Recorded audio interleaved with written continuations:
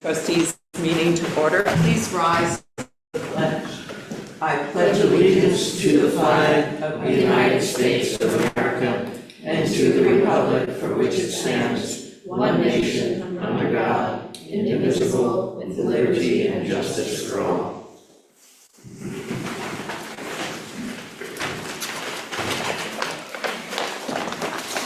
At this time, if there's any public comment, I think, are you all on the banners? So this would be for any other, but I don't see any other people here for public comments. So we will move on to correspondence received. In your package, you had a letter from David Wasson regarding the village flag designed by his son Oliver. And, is there any feeling about directing it to a committee to? I would direct it to a committee. I had a question for Mr. Watson, and I emailed him last night. I haven't gotten a response yet. But yeah, I think we should send it to a committee.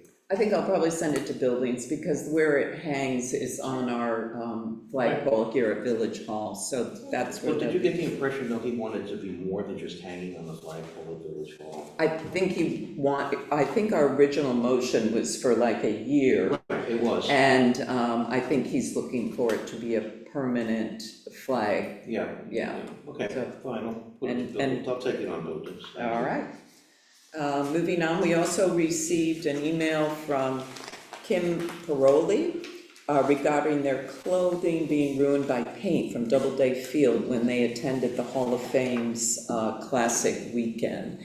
And Hannah, do you want to speak to any of this and make a recommendation maybe? Yeah, so we talked about this in Doubleday Field and the recommendation was to replace the jersey for them. And you know the size, because I saw that Vinny was willing to I don't know the size, but I can either email her myself or ask Marcia to do so, or whoever's been in contact with her, but Vinny said he would happily replace it at half the cost, so. I had an idea or thought about this. I understand they tried to contact the hall. They said they tried to contact the hall. Didn't get much of a response for a while. But eventually the hall said, oh, it's not our responsibility, it's the village's. But we do rush things, you know, to get this field ready for their event. I would like to ask, I would like to suggest that we ask the hall after we get the jersey to ask Ken Griffey to autograph it for the kid. Make it something really special. Can't hurt. You like that idea, Hannah? Yeah, we can definitely ask them. You can say no. Yeah. well, take it back to the committee and work it through. So, that we need a motion to cover the jersey once we find out the appropriate size as at 50% cost as provided by Mr. Russo. So there's the motion, I'll second second by that motion. Richard. All in favor? Aye. And just in case you're all wondering, I thought, why were we painting this the day before the event? It was 5 days before, supposedly. So the paint, It just took that long. it took a very, whether it was the humidity or what was going on. So it wasn't something, but it's certainly in the radar for future classic weekends to avoid that. And now we can move to new business, but before we do that, I do want to recognize Sydney Bauer. This is Sydney's last trustee meeting with us. She ran for the board in 2022. So exciting to have someone move to town who's young, buys a house, and of course your husband Ben immediately became involved in town of Otsego government, but you have done an absolutely fabulous job, and I just think we all owe you a debt, because I don't think anyone who hasn't shared parks knows what parks is like. And I can't tell you how many Think Rink meetings you went through, and you have now gone through. I always thought it should be Think Rink and have a drink. So thank you so much, Sydney. We're gonna miss you, but we're glad that you're retaining your house, only renting it out, so we have the hope that you will be returning in for future service. That is absolutely the plan. And can I just take a minute to say thank you all for supporting me and really helping me with the few years that I've been serving Cooperstown. I think I said this exact same thing when I kind of came on the board, but Cooperstown very quickly, like within a few weeks of moving, became like the homiest place that I've ever lived, and I've lived in a lot of places. Homiest. I can say for a fact that now when people ask me where I'm from, I'm gonna say Cooperstown. And it was just an absolute honor to work and serve with all of you. And it is absolutely my intention to come back and do it again. So yeah, so thank you, and I really. You're planning on replacing Paul eventually, right? We'll see what happens. But yeah, it was really, really an honor to work with all of you. It was some of the best times that I've had, and I've learned a lot, and maybe that'll send me to working in some form of government position elsewhere in the time being. So thank you. Well, we really appreciate your service. And moving on from that, we obviously will have a vacancy on the board. And I move to appoint Audrey Porsche as village trustee, effective August 1st, 2024. Is there a second?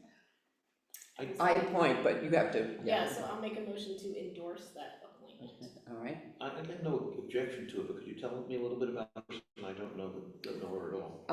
Audrey is, her husband actually serves on the village committee, Brian Alexander. Audrey lives on Delaware Street. She's attending. If you looked in the audience the past few meetings, you would have seen her sitting there.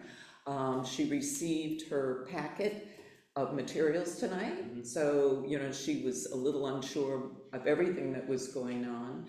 She couldn't attend tonight, but she had gone through the packet. She's already on job and on task, and I think will be an excellent asset to our board.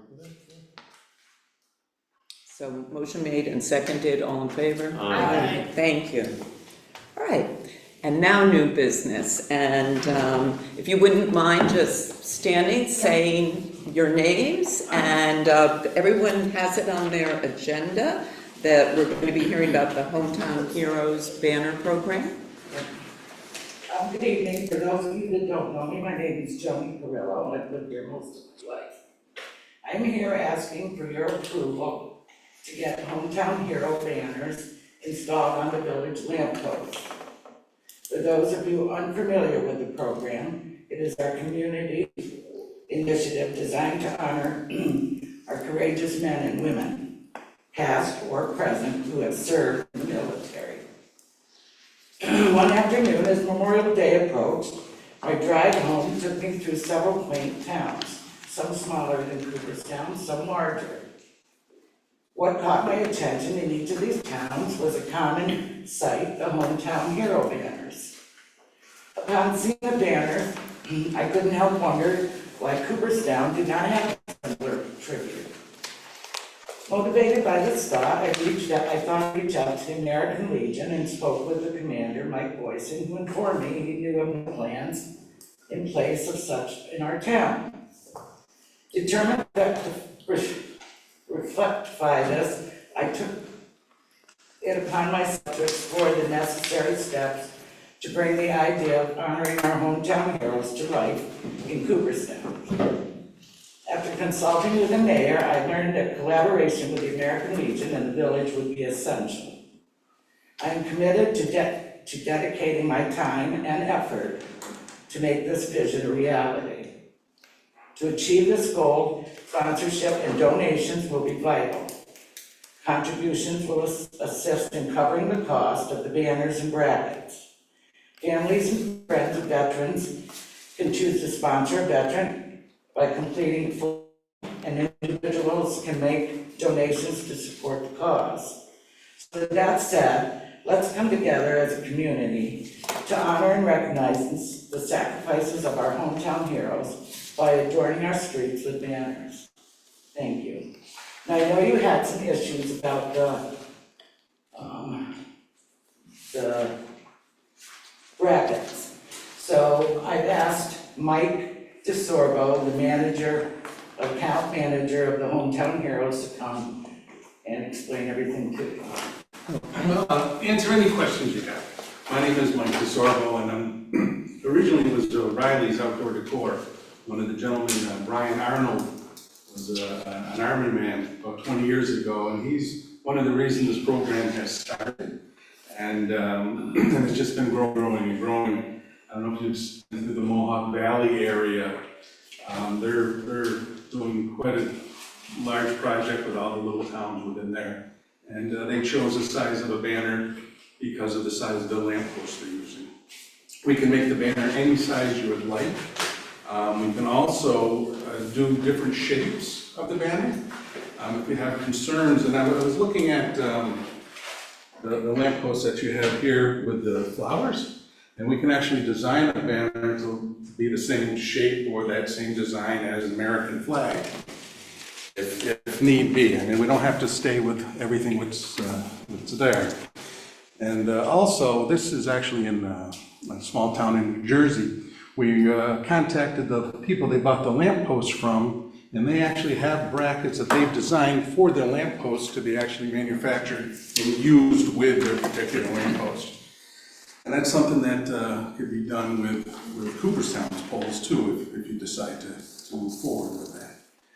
Or if you want to go on the sides of the lampposts, we're able to, again, adjust the size of the banner and adjust the size of the bracket.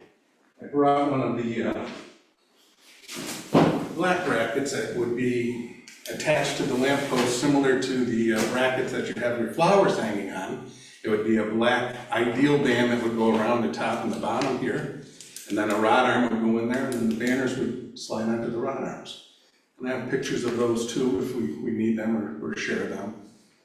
And it's a simple installation that can be put up and put down easily. If you decide to take the banners down in the winter per se, you can leave the bracket up, take the rod iron down, and you barely know that there was a bracket even on the lamppost. If we went with this design and not the design that maybe your manufacturer of the lamppost can use. Yep, entertain questions. I'll have a number, and I'll start with a couple. This is a commercial enterprise. It's, can you tell me about your company, where it's based? Yeah, it was originally based in Allentown, Pennsylvania. That's what I looked up and saw. And we're growing quite large. We're probably the largest holiday decor banner company in the country right now. Locations from Florida to California. We're manufacturing in Minnesota. We're doing quite a bit of growth going on. So, just to follow up, so this Hometown Heroes company is a little misleading. You're basically a commercial banner company, and you're trying to get your installations on community property throughout the country. Yes, we are.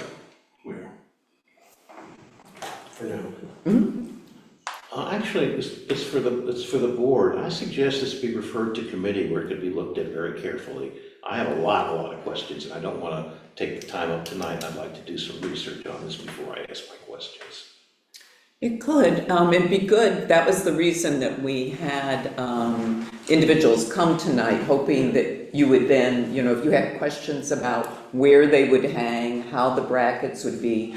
Just so you know, and I probably should have sent it around earlier, the Oneonta, City of Oneonta does this, same Hometown Heroes, and they have the Oneonta Historical Society sponsors it, and then the city, they use the city poles. Now, I know their poles are a little, Cindy thinks they're a little taller than ours, a little different. I can report on what I found today, if you'd like. Oh, I love that, yeah. Yeah, but in the past, when things have been brought up like this, you've referred them to committee. Absolutely, this can have further I discussion. think the committee should do, the committee, the appropriate committee should ask the questions, do the research for all of us, have the discussions. We don't have to have the people in the room. We can do it by Zoom or telephone call, and we can get our questions answered that way. But I feel this is being a little bit rushed by bringing it directly to the board tonight without bringing it through the committee. I do not expect necessarily a decision tonight, Richard. Oh, okay, fine. I wanted everyone to be on the page. If I took this just to streets, then only streets would be hearing about it. I wanted everyone on the board to be aware of it and to have the opportunity to ask questions. Because when you get to committee, you might have questions. This would be the time to ask them. Okay, great. Question. So, what is the commitment from the village? The commitment. What commitment do you want from the village? To let us use your polls How long will these banners stay up? from Memorial Day to Veterans Day. And then they'll go back up on Memorial Day, so they don't get weathered, ruined in weather. And we're paying for the brackets and putting the brackets up. No, we didn't ask for That, that. no, that would be a possibility. That's a misnomer. My name's Tim Weir, and I'm representing the American Legion, who we believe are gonna sponsor this program. We'll take responsibility for all the funding and all that stuff, and coordinating through Joni and through the mayor and her staff. But and I certainly understand that you've got questions. But I think Mike earlier had said to me, we would be able to put up a sample and have you people look at it, and see what you think of it. Well, Ted, you're Cooperstonian? Pardon me? You're from Cooperstown? Off in Fly Creek. Fly Creek, okay, that's fine, that's close enough for them at work. No, I think we're familiar with them, I've seen them in many other towns and villages, I don't think we need to put anything up yet. Actually, I think it would be very good to have a sample up so we No, could see. I'm gonna disagree. The earliest it would go up would be next year if we get approval, probably. And so the reason is this, I have some real logistical concerns about how this works that we were talking about beforehand. So today I went to Milford, which has similar banners, and they're hung on utility poles. I was very fortunate to be going down the street in Milford when the school buses were going through. So I can tell you that in Milford, the banners are hung over the street, they're very visible, but they're 14 feet above the roadway, which is regulation for above the roadway. So that's Milford. So then I went to Oneonta, because Oneonta does have decorative lampposts, similar to ours, but a little bit taller, not quite the same. And despite the crazy looks I got, I measured the distance from the sidewalk That's what you're to the top of the banner. And many of them are at 6.5 feet. We require businesses on our main street to have projecting signs that are no lower than 8 feet. And there's two reasons for that. One is a potential of somebody hitting their head, but also, as we were discussing before, we have a very particular demographic here of 12-year-old boys who do things one would not expect, like climb trees and walk on rain garden fences, and you may remember being a 12-year-old boy and they do things. And so 6.5 feet is probably not, and I should say theirs hang over the sidewalk as opposed to into the street. They have some that are lower than that at Mueller Plaza. They're closer to 4.5 feet, I didn't measure them, but they've strategically planted planters around them to protect. So as we were talking, there may be some possibilities with our lampposts. Our lampposts are relatively short. That bracket is at 11 feet. We have these huge flower baskets, which we're very proud of, and that the Clark Foundation provides for us. So understanding how this banner works on our lampposts in conjunction with the brackets and the banners, I think is critical to a decision making. I personally think that Chestnut Street and our utility poles might be a better option, where they can be more visible and be clearly out of head height and traffic height and the like, but I'm certainly willing to entertain this, but I do wanna make sure that it actually would work to everyone's satisfaction. I definitely will be referring it to streets, so it can be, some of these things can be further discussed there. And so please make sure we have your contact info so they can reach out. I think we may, if we do have it on any Main Street polls, we probably, I'm not sure, could do Memorial Day through Veterans Day, only because the village even had a banner up for our concert series, our Lakefront Park concert series. And, you know, when we do the induction and have big crowds, there's a lot of security, and those banners all had to come down for the induction parade. So, just so you know, there are just different logistics on our Main Street, what with the Parade of Legends down it. And NYSEG, the utility poles are NYSEG, so you're kind of dealing with someone different there. Yeah. But I will refer all this to Cindy Chair's Streets, and it'll be reviewed and further discussed here. I will tell you that, do you meet, when's the next time Streets meets, just so? It's August 5th. Thank you. August 5th, all right, so, Well, I have a meeting with, the American Legion in August. It was 11, 14, 3rd. I think it's the third, Second Tuesday.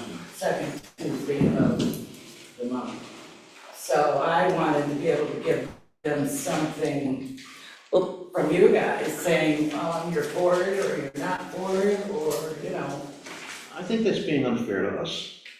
I think it's putting pressure on us. We have a process, you know, you'd like to have it done. If we pressure it, I think there's gonna be strong objection to it. I'm We not have, pressuring it, I'm just like you said, saying. you want it to have a feeling. all right, but it's, excuse me, it's going to Streets, which we've just now ascertained is August 5th. As it turns out, this board is going to have an emergency meeting to approve a bid later that week. So there are several opportunities to get a response before that much time passes, and hopefully can have a good discussion about it. So, but we do feel we need to gather a little more information. So the Streets Committee is the proper place, and if you have any questions, No questions, but anything I can help out, if you do want a sample, we can make certain sizes and try different brackets for you. I'd be more than happy to contact whoever the manufacturer of the lamp posts are, see if they have a bracket designed for. well, I'll leave that open to your committee. I don't want to take time, if you have questions to ask, I want you to ask yours first, but I have a principal statement to make about this. I'm very troubled about this presentation to as a hometown heroes, military celebration or commemoration enterprise, when it's basically a commercial enterprise. And I don't know, in my view, there are many more hometown heroes, in addition to those who have bravely served this country. I don't know what our criteria are going to be for selecting our hometown heroes. I just don't like the use of our military to get this commercial enterprise up on our poles. And I think we have a very attractive and thought-through streetscape, and we have two major banner poles for advertising and commemorating certain events, and I would much prefer to stay with them. So my preliminary response to this is unfavorable. Richard? And in terms of hometown heroes, I know of a person who, as a teenager, did a very heroic thing involved in saving somebody from drowning. And I think that person, you know, I think that person should be recognized in terms of that. I have no objection to honoring the military. But there are other people who need to be included. There are people who've done phenomenal work for this community and supported the community. So I'm not, again, I'm sort of with Joe on this. I got a lot of questions, and a lot of things are gonna have to, gonna have to see, put them all together. In fact, I can't even think of all the questions I might have at this point. All right, well, you'll have the opportunity. Thank you. Joni, it might be helpful, as we were talking before, if if you had thought through some of the criteria, and perhaps it's military service, and that's certainly your prerogative, but when we talk about geographic location, for instance, you had said, well, maybe Cooperstown and Fly Creek, and I said, well, what about? So, thinking through exactly how those things work might inform our decision better in terms of who's involved and whether it's the hero who has to be from that area or the sponsor or some combination thereof. Just because there's a lot of people who come through Cooperstown and consider Cooperstown home, even if those of us who are more local to it might not. If that makes sense. Well, I was just going to do Cooperstown for the beginning, just to see how well the response was. If the response was great, then we would open it up to more. And yes, to answer your question, there are firemen, policemen, and they do have them for them also in this. But I was just working with the veterans. So just to answer your question, there are other ones you can do. Like the fire department, they could do one and start honoring all their firemen and their, The ambulance drivers, yeah, the first responders. There's nothing to teachers. exclude anybody All else. right, I think we do have a full agenda tonight, and so it has been referred to streets, which will be meeting at August Yeah, August Monday, fifth. 8:30 At a.m. 8:30. 8:30 a.m. here in the Village Hall. So And there's if that. you could leave your contact information. Yeah, I'll leave you with the catalog and some Very good. pictures here. Great. Give you my business card.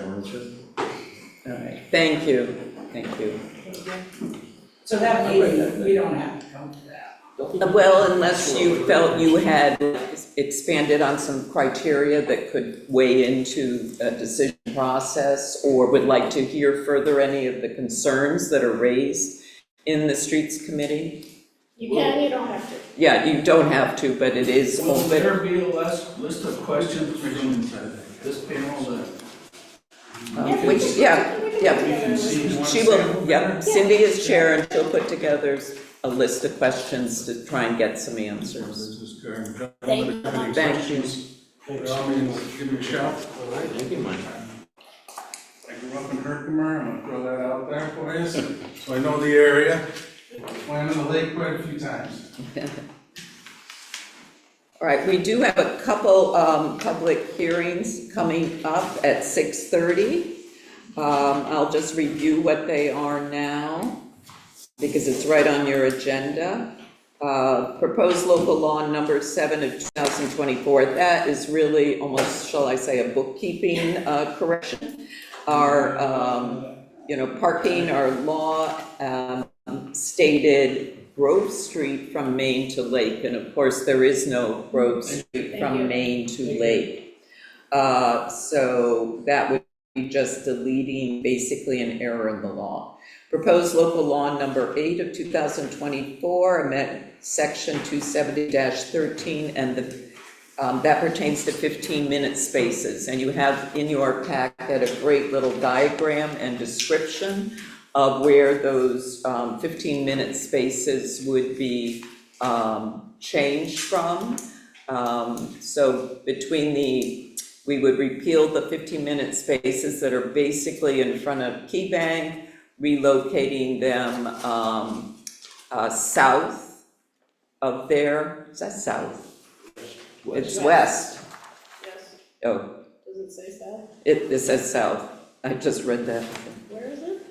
Well, the south side It of says the Main Street South, meaning the south side, yeah. You meant south side of the street. No, but then it says 3 spaces west of the entrance. West of the entrance, so that's the one. Oh, yeah. Yeah. Main Street South, the 2 spaces east of the drive between 143 and 149 Main Yeah, Street. that's the where our law is set up, like. Yeah, that's the side of the street. Yeah. That last one, you may recall that we had a request for some 15-minute spaces down by businesses toward the stoplight. And then the we're basically managing some of this because of the changed section 270-14G are trolley stops, and that is shifting the existing trolley stop, which is you've got at the southwest entrance of Doubleday parking lot, and shifting it basically in front of where we're moving them out of, in front of Key Bank, those 15-minute spaces. So that is it. I'll open those public hearing in case anybody wants to speak on it. And someone came in just as we were saying that. Matt Dennison, 145 Main Street. Just coming in to say that we would appreciate having you guys think about 15-minute spots in front of Rudy's and Norbu, and soon to be the local bird to the, to the left of us. We collected signatures. Could I bring that up for you guys? You can give them to Jenna. Oh, okay, great. Thank you. Awesome. Norbu unfortunately wasn't able to make it tonight, but they did want me to just say that about 30% of their business is takeout. So that's pretty huge for them to be able to have people in the summer, because a lot of their business are locals in the summer months. So having access to their restaurant is huge. And then for us at Rudy's, just having cases, being able to get out the door close to the street would be awesome. A lot of times we have to go around the corner to the bakery, and so someone's leaving the store unattended, which is not ideal, especially this time of year. But we appreciate you guys thinking about it as much as you have. Thank you, Matt. Yeah, for the local bird, we do have people who use the 15-minute spots across from us right now in our current location on Pioneer Street. But when we move over there, we're going to be adding a to-go food components. We're going to be having tea, coffee, and some baked goods. So, yeah. Thank you. Thank you for coming and speaking to it tonight. I'll leave it open, just to leave it open for a few more minutes. And while we're waiting to see if anyone dashes in, we'll move on to the review and approval of minutes. I believe there was one sort of comment change recommended for our June 24th, 2024 minutes. I move that we approve the minutes with that correction change, seconded by Joe. All in favor? Aye. And we did have, didn't we have a, no, we didn't have any permit requests? Hokey smokes. All right, I've now had the public hearing open for about 5 minutes, so I will close the public hearing and entertain a motion to approve the law changes. May I ask Matt Well, a question? Yeah, As you were collecting signatures, did you find anyone who had concerns about the change? There were 2 people that my staff told me were like, I would prefer they stay in front of the key. Okay. And so that was 2. they would stay in front of, They would prefer that they stayed in front of Key Bank. Mhm. That was 2 out of basically 120, so. thank you, Matt. Yeah, of course. I just wondered. I I did talk to the farmer's market because I wondered if they saw this as a negative. I think Ellen signed the, No, she said it would not benefit them negatively. She did not feel.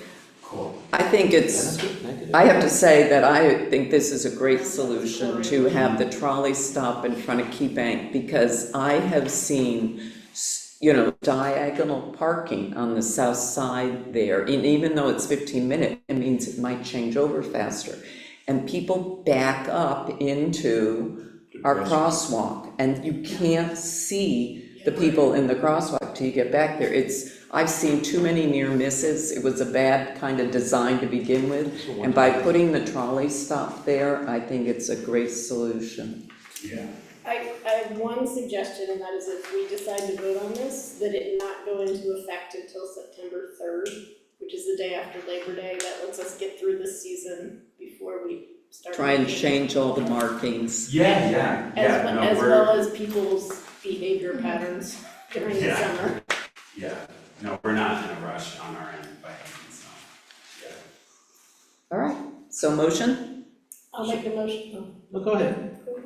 I'll make a motion to approve the recommended changes to 270-13 and 270-14 effective September 3rd. Second. All in favor? Aye. And I'll make a motion to amend 270-12 to delete the error. a motion made by Richard, second by Joe, all in favor? Aye. Thank you. All right, moving on, we're at the zoning officials report. Thank you.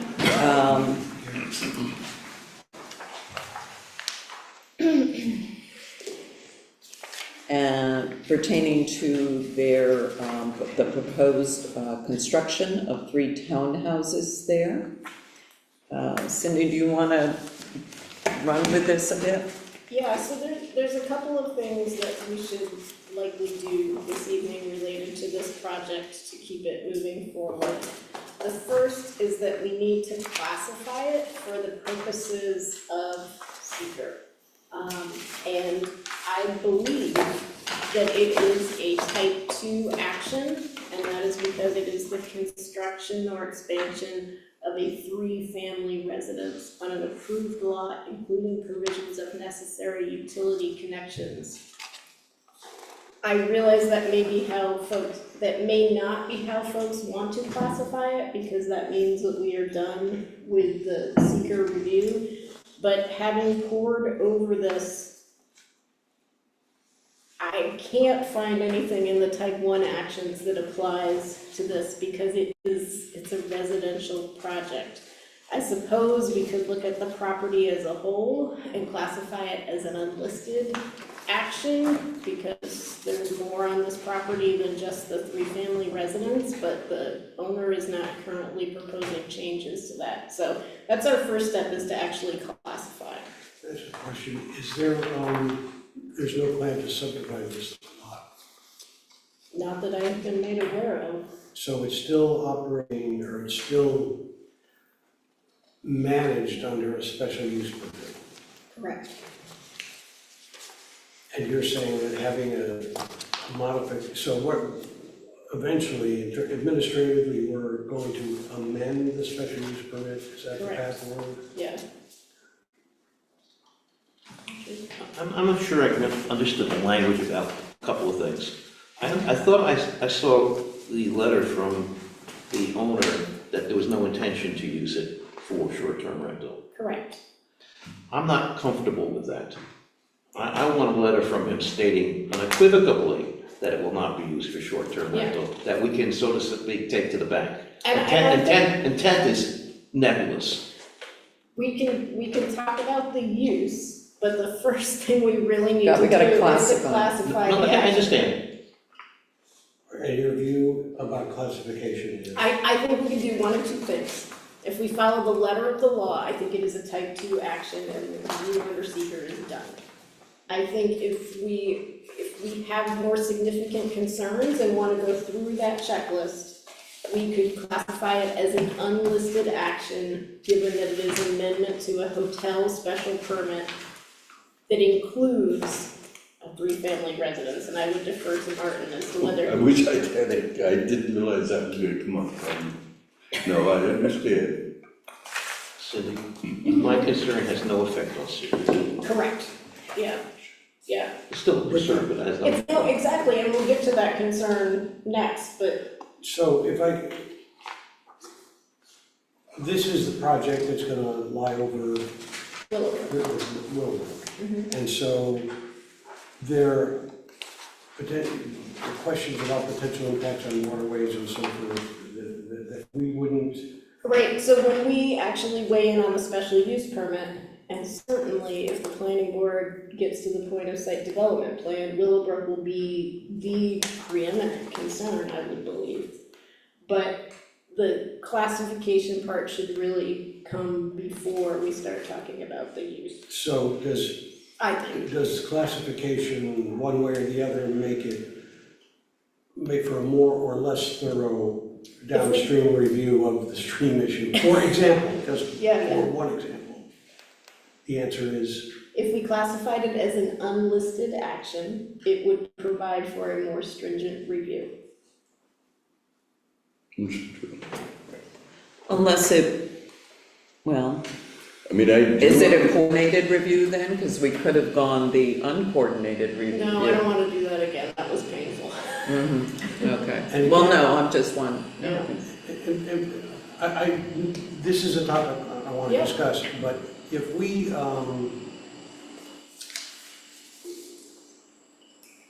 amend the special use permit, we can not get a letter from, but we can establish in that special use permit that this is long-term housing. Yeah, absolutely.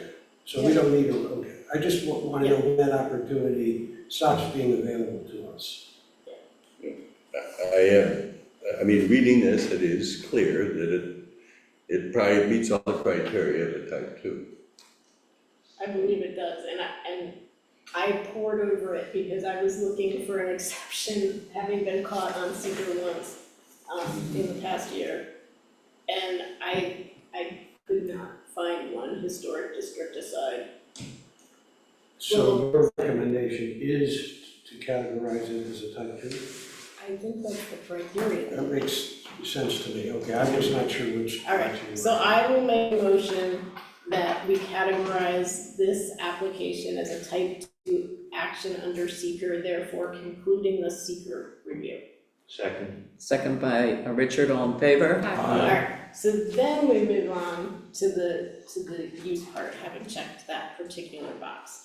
So you can see, the way this works is the application for use is considered by the Board of Trustees, but it is considered in tandem with other reviews, site development plan review by the planning board, and a certificate of appropriateness from HPAR. And so both of those boards have provided memos to us regarding what they would still need to do.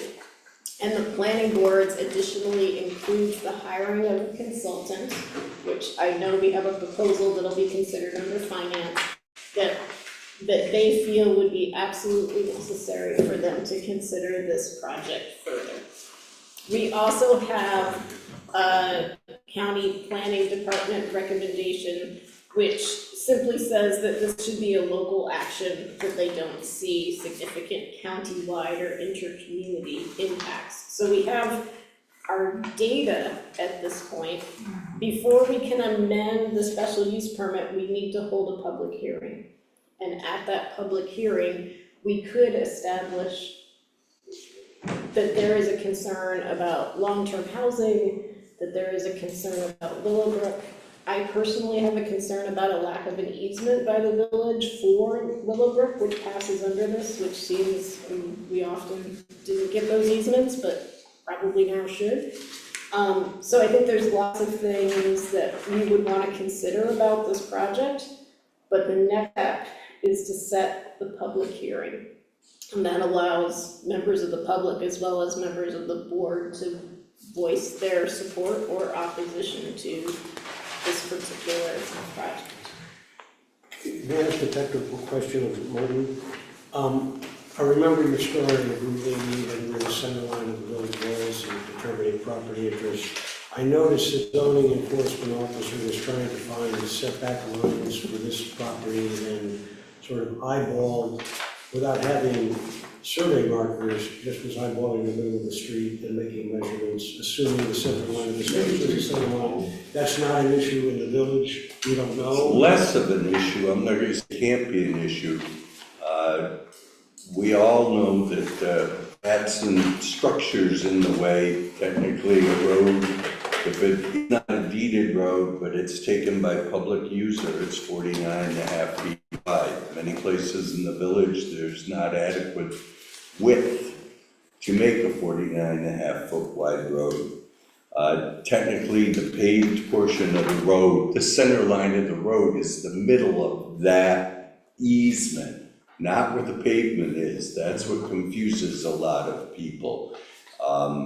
I can't tell you without a surveyor telling us, and maybe one of these surveys they reference does that, But it's difficult to know where that center line is till you establish the width of the right-of-way and its location. So, and on, I can't, these pages are unnumbered, but on the one with the photograph at the bottom of the page, at 28 Railroad Avenue, front yard depth calculations, the officer was unable to locate any ground pit of property, and so he undertook this measurement protocol. And my question is that okay?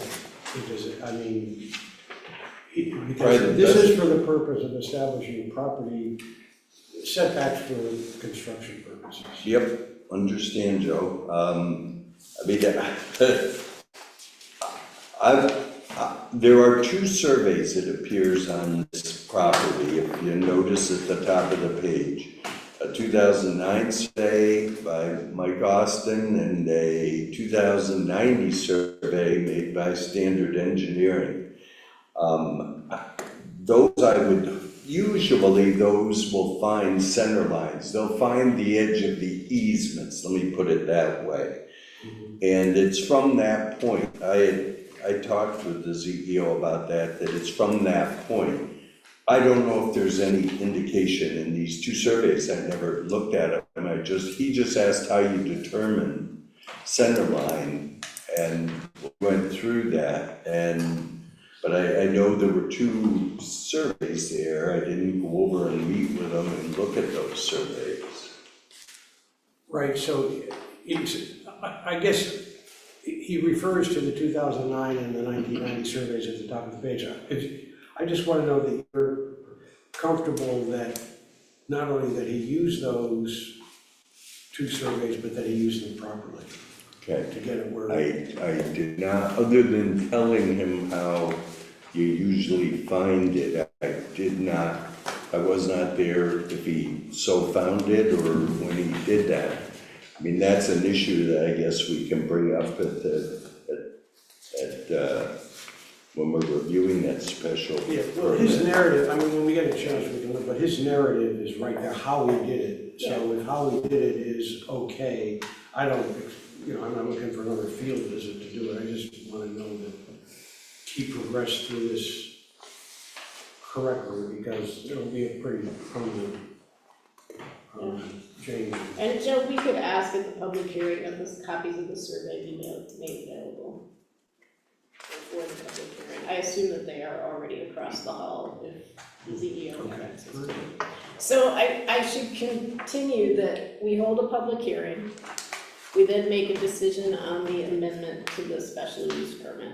If we were to vote in the affirmative, then HPARB and the planning board would go on with their review processes.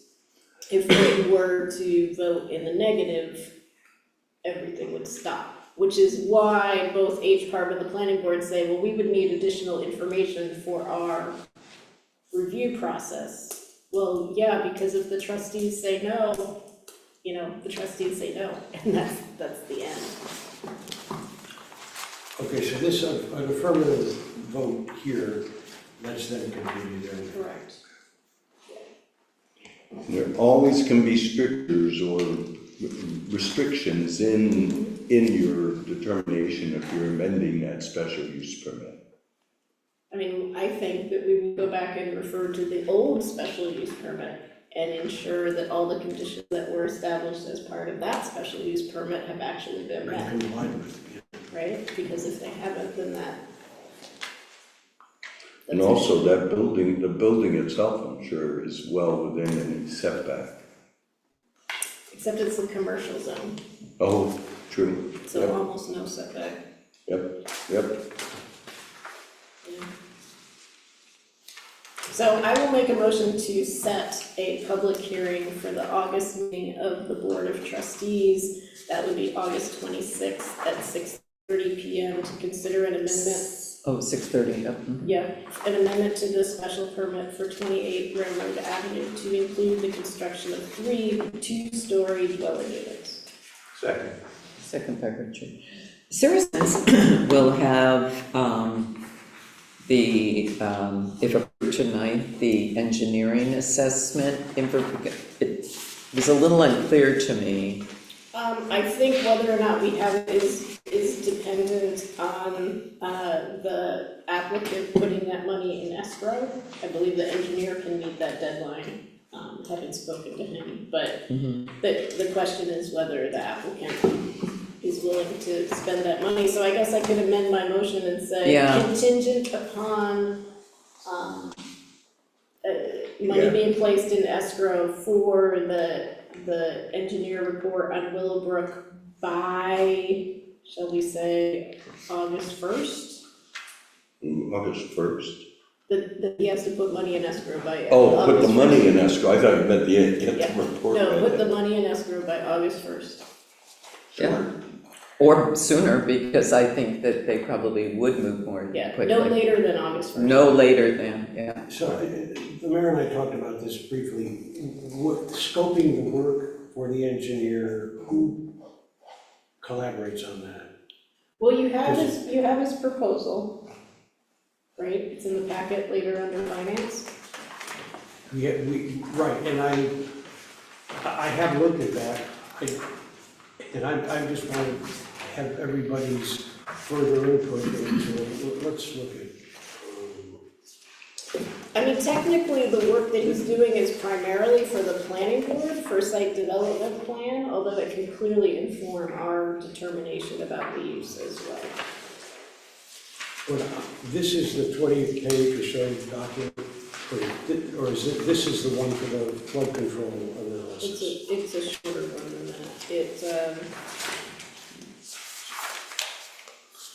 It's dated, July 13th. Yeah, I'm looking at, so there are two things going on at once here, that and there's this EG grant Yeah. for the infiltration study. it is the one that has my name at the top of it. You addressed it to me. Right.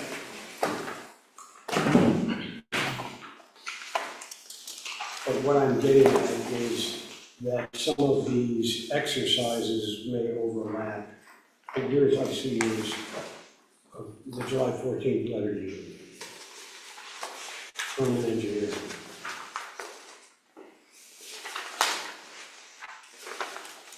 What is your question about it? I'm not following, Well, Joe. this is, the scope of services is attend site visit to obtain all necessary information pertaining to the potential site. Field investigation of the culvert, potentially within the structure itself. So it's a more general narrative, and I don't know if it'll get everything.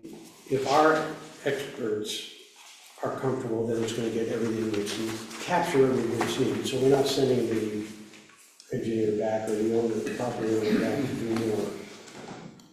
One of my, you mentioned a great issue with who owns a stream bed, and we at least need an easement. Yeah. How do we ensure that we can operate, maintain, and replace that culvert? How will the design of that occur? And is the culvert gonna be not used in any manner to support the structure that's gonna overlie it? What's this, the floodplain risk to that, if there's a dam failure, does the building become a dam itself? Yeah, You know, so he is not planning to do the floodplain assessment. In part because we've already contracted with the Army Corps of Engineers and they intend to be here in the fall to do the floodplain assessment. What he is looking at specifically is the structural. The weight of putting 3 townhouses on top of that culvert. Right. Right, and I would say that the short answer is you don't. You put guys down and you're independent of the culvert, and there's, just like we have to do over at the Yeah. stadium. I mean, you're still building over top of it though. But yes, there is this load bearing issue. That's one, okay. Yeah, and the condition of the culvert itself, I mean, having been intimately familiar with the culvert that passed under Grove Street, which we recently replaced, the previous one I think dated to about 1910. And we were pouring fill in it constantly. it needed to be replaced, and he may find the same is true of this culvert, but we simply don't know because none of us have been in it of late. So its useful life is something we have to, otherwise, we're gonna be in a taking situation, having to get in there and knock down buildings to get at repairing the culvert. Or rerouting it like we had to over in the Great American parking lot. It's in the finance part of the packet, finance, right okay. before.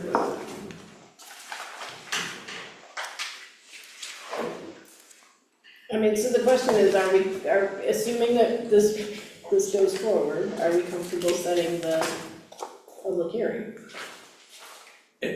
As long as yes, of course, as long as we don't get out of phase with the information we're waiting several months after this for. That's, but I don't know how to And do that it. public hearing is in part conditioned upon the holding of that, in the end is conditioned upon having received this. Or, It isn't. no, The Corps of Engineers report, I don't believe is a contingency for any of this. No, that won't, won't be we won't done. have that until. Like, how do we account for the fact that we're paying money to look at something that may be informative to how we should manage that land? Right, so then we may say after the public hearing, if there is concern about flood risk, that at this point we deny the application. I mean, we can do that. Or postpone, yeah, I don't know. Yeah, but at this point, it's just kind of sitting there, we have to, Okay. I think we have to do. So the motion was made and seconded I accept the amended motion. The second has to. with the stipulation on the payment of the, yeah, all right. So motion made and seconded, all in favor? Aye.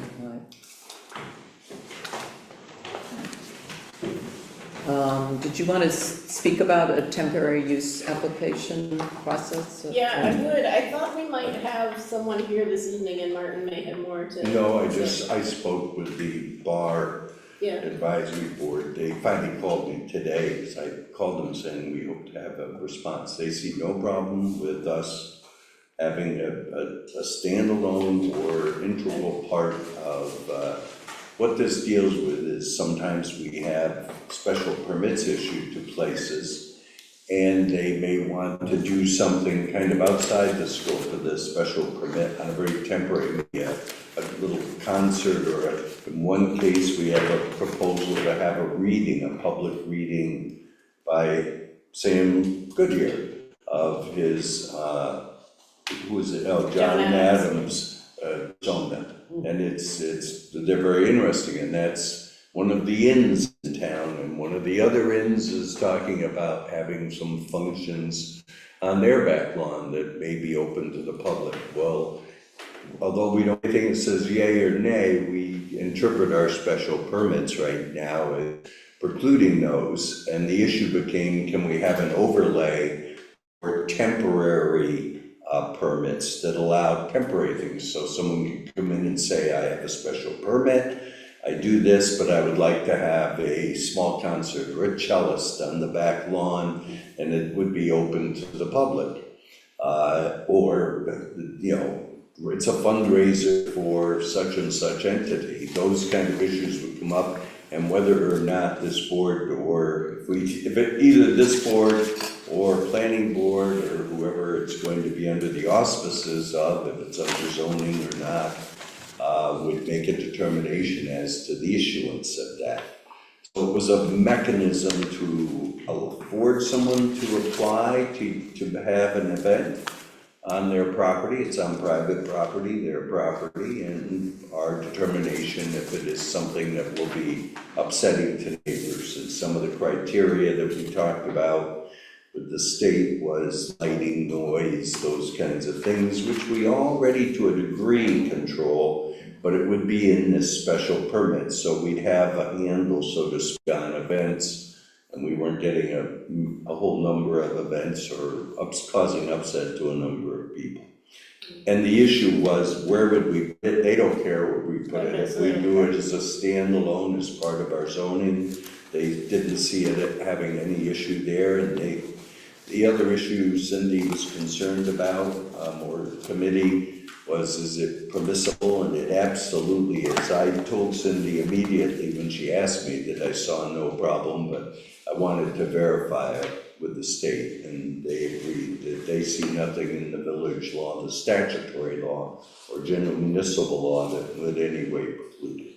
Would we have to have would we design this to have a hearing on the special use? I would think you would. Yeah, there will be lots more to come, but the one question that would help in the drafting of this, so that we get to a point we can all look at it, is whether you think this is something, if we're gonna issue temporary use permits, that the Board of Trustees would wanna make a decision on, or whether it's something that either the planning board or the Board of Appeals should make a determination on. In other words, do Where do we you or stick it your in? successors wanna be the deciders on this? Or should we turn it over to the planning board? When I was thinking about this, I do think, and I know you have reasons you think it shouldn't come to a political elected board, but conversely, think about how many do come to us, and it's important because we've written that into the law. All our dining on Main Street, on public property, it comes to the board. That is not approved in-house, and that's part of the law. I do think that this is something that should rise to be considered by the Board of Trustees. But that's my opinion, and so, as Cindy said, she's looking for comments on Just it. have a question, like what type of events, you said lighting and sound specifically, but like how much are we like trying to get involved in private business events? Yeah, so in initial discussions, it's been largely about commercial events, either on commercial or special permitted properties, especially special permitted properties. So for instance, an establishment proposed having a food truck vendor event on their front lawn, which is probably okay, but there's no mechanism to really approve that, and depending on where it is in the village, it could be really annoying to people who live on a residential street, whereas, you know, in another location, it might be perfectly in keeping with the neighborhood. So was, just for my reference, this business, is it in the commercial district or is it in a residential with special permit? That one happened to be in the business district. The Sam Goodyear reading happened to be in a residential district. Gotcha. And I think we would treat the two, whoever is charged with determining this would treat the two very differently, I would think. And I will say that the zoning working group has said that, you know, if you're having a family wedding in your backyard, that should be like out of the purview of a temporary use permit. You should just be able to do that, right? If a church is having an ice cream social in the front yard, like that's not really what this is about. It's about more commercial. A commercial enterprise. Yeah, a commercial event. I guess I just don't really see the difference between like a church hosting something that could potentially be as disruptive as a food truck event that a business is trying to host. Yeah, it's largely about, yeah, no, I get it. Well, Ellen, or Mayor, one option for, And I should say, we can work like all these details out. Really, what we need to know is who needs to do this. Before they get into drafting, and there are samples from other communities that have these temporary use, and before we get into it. Well, I think my question is like, how many of these would we be receiving? Is it something that we would be like every meeting, someone's trying to have? And, I mean, I think, Joe, you were gonna say something. to get at your point about whether it should come here or not, we could do the model of the water and sewer board, which one of the boards would make a recommendation so that they would pretty well vetted, so we wouldn't have to, and then it could come to us with their recommendation, and we could say yes or no to that, but at least have a more informed. Well, that's a possibility Yeah. too, yeah. So that's a mechanism, that's what, before the whole thing gets drafted, Yeah. the mechanism is, and that direction's important to know. Yeah, I was gonna build off of what Hannah was saying earlier, like how do we draw a distinction between something like a church event Right. versus a commercial event, you know, in terms of disruption, and I guess the first thing that comes to mind is just like number of people, right? Right. Anticipated number of people sort of coming through, but then, yeah, it's hard to know, cause I've been to plenty of events like ice cream socials that are, Right. you know, there's many people and Right. it's loud and I could see it being considered disruptive, so I don't really know how. And I will say the intention was to find a way to allow this to happen. Yeah. Yeah, Which, without having to amend a special permit, because we all see how exciting that is. Well, I think could it be possible that like we have certain parameters we set and the office staff can say like, this falls under that and like it's automatically approved because it's less than X Kind of like number the of noise people? ordinance that way. You what? Kind of like the noise ordinance Yeah. that way. Like, yep, that's all right, nope, this needs to. And then if it's like something huge, it can come to us. Yeah. Cause I do feel like, I agree, I think we should be figuring out, like, I think we can all agree that community events and events that are sort of asking people to come in and spend time in the village are great. And I think that sometimes when there are limitations placed even on larger ones, sometimes that has like a strange trickle down effect of, you know, there's more limitations than necessary, so.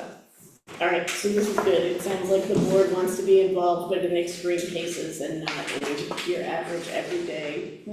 Cool, thank you. all right, that's the direction needed.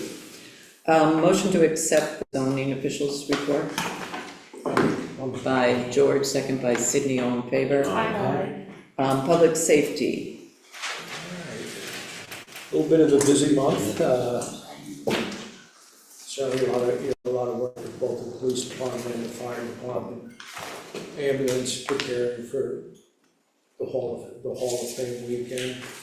Absolutely incredible job by everybody. I wound up going to the induction ceremony.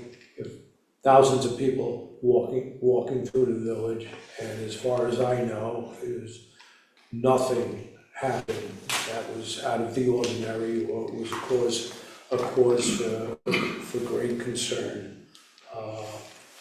Wasn't the easiest day because of the heat. As far as I know, I was at the ceremony.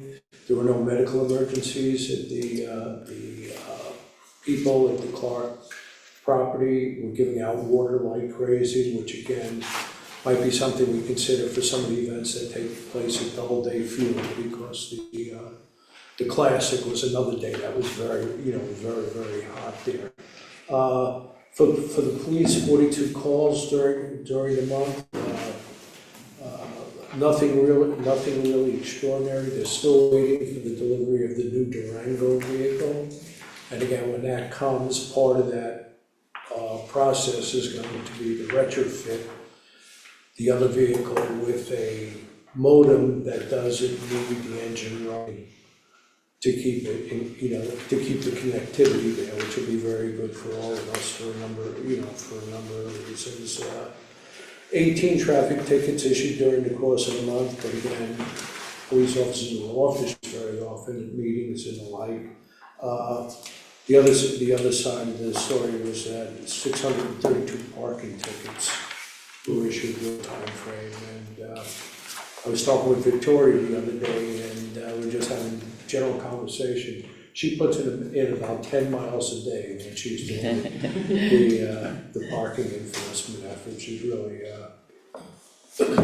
We did have one item that came up. I was actually walking around and I spoke to Victoria, and there was some concern about people who were collecting for parking at the Department of Motor Vehicles building there.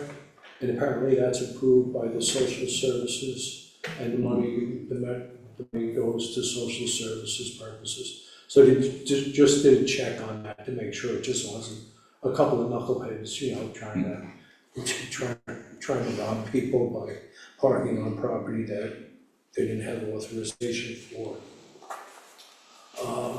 Fire and ambulance, chief reports we had year-to-date 102 calls for the year.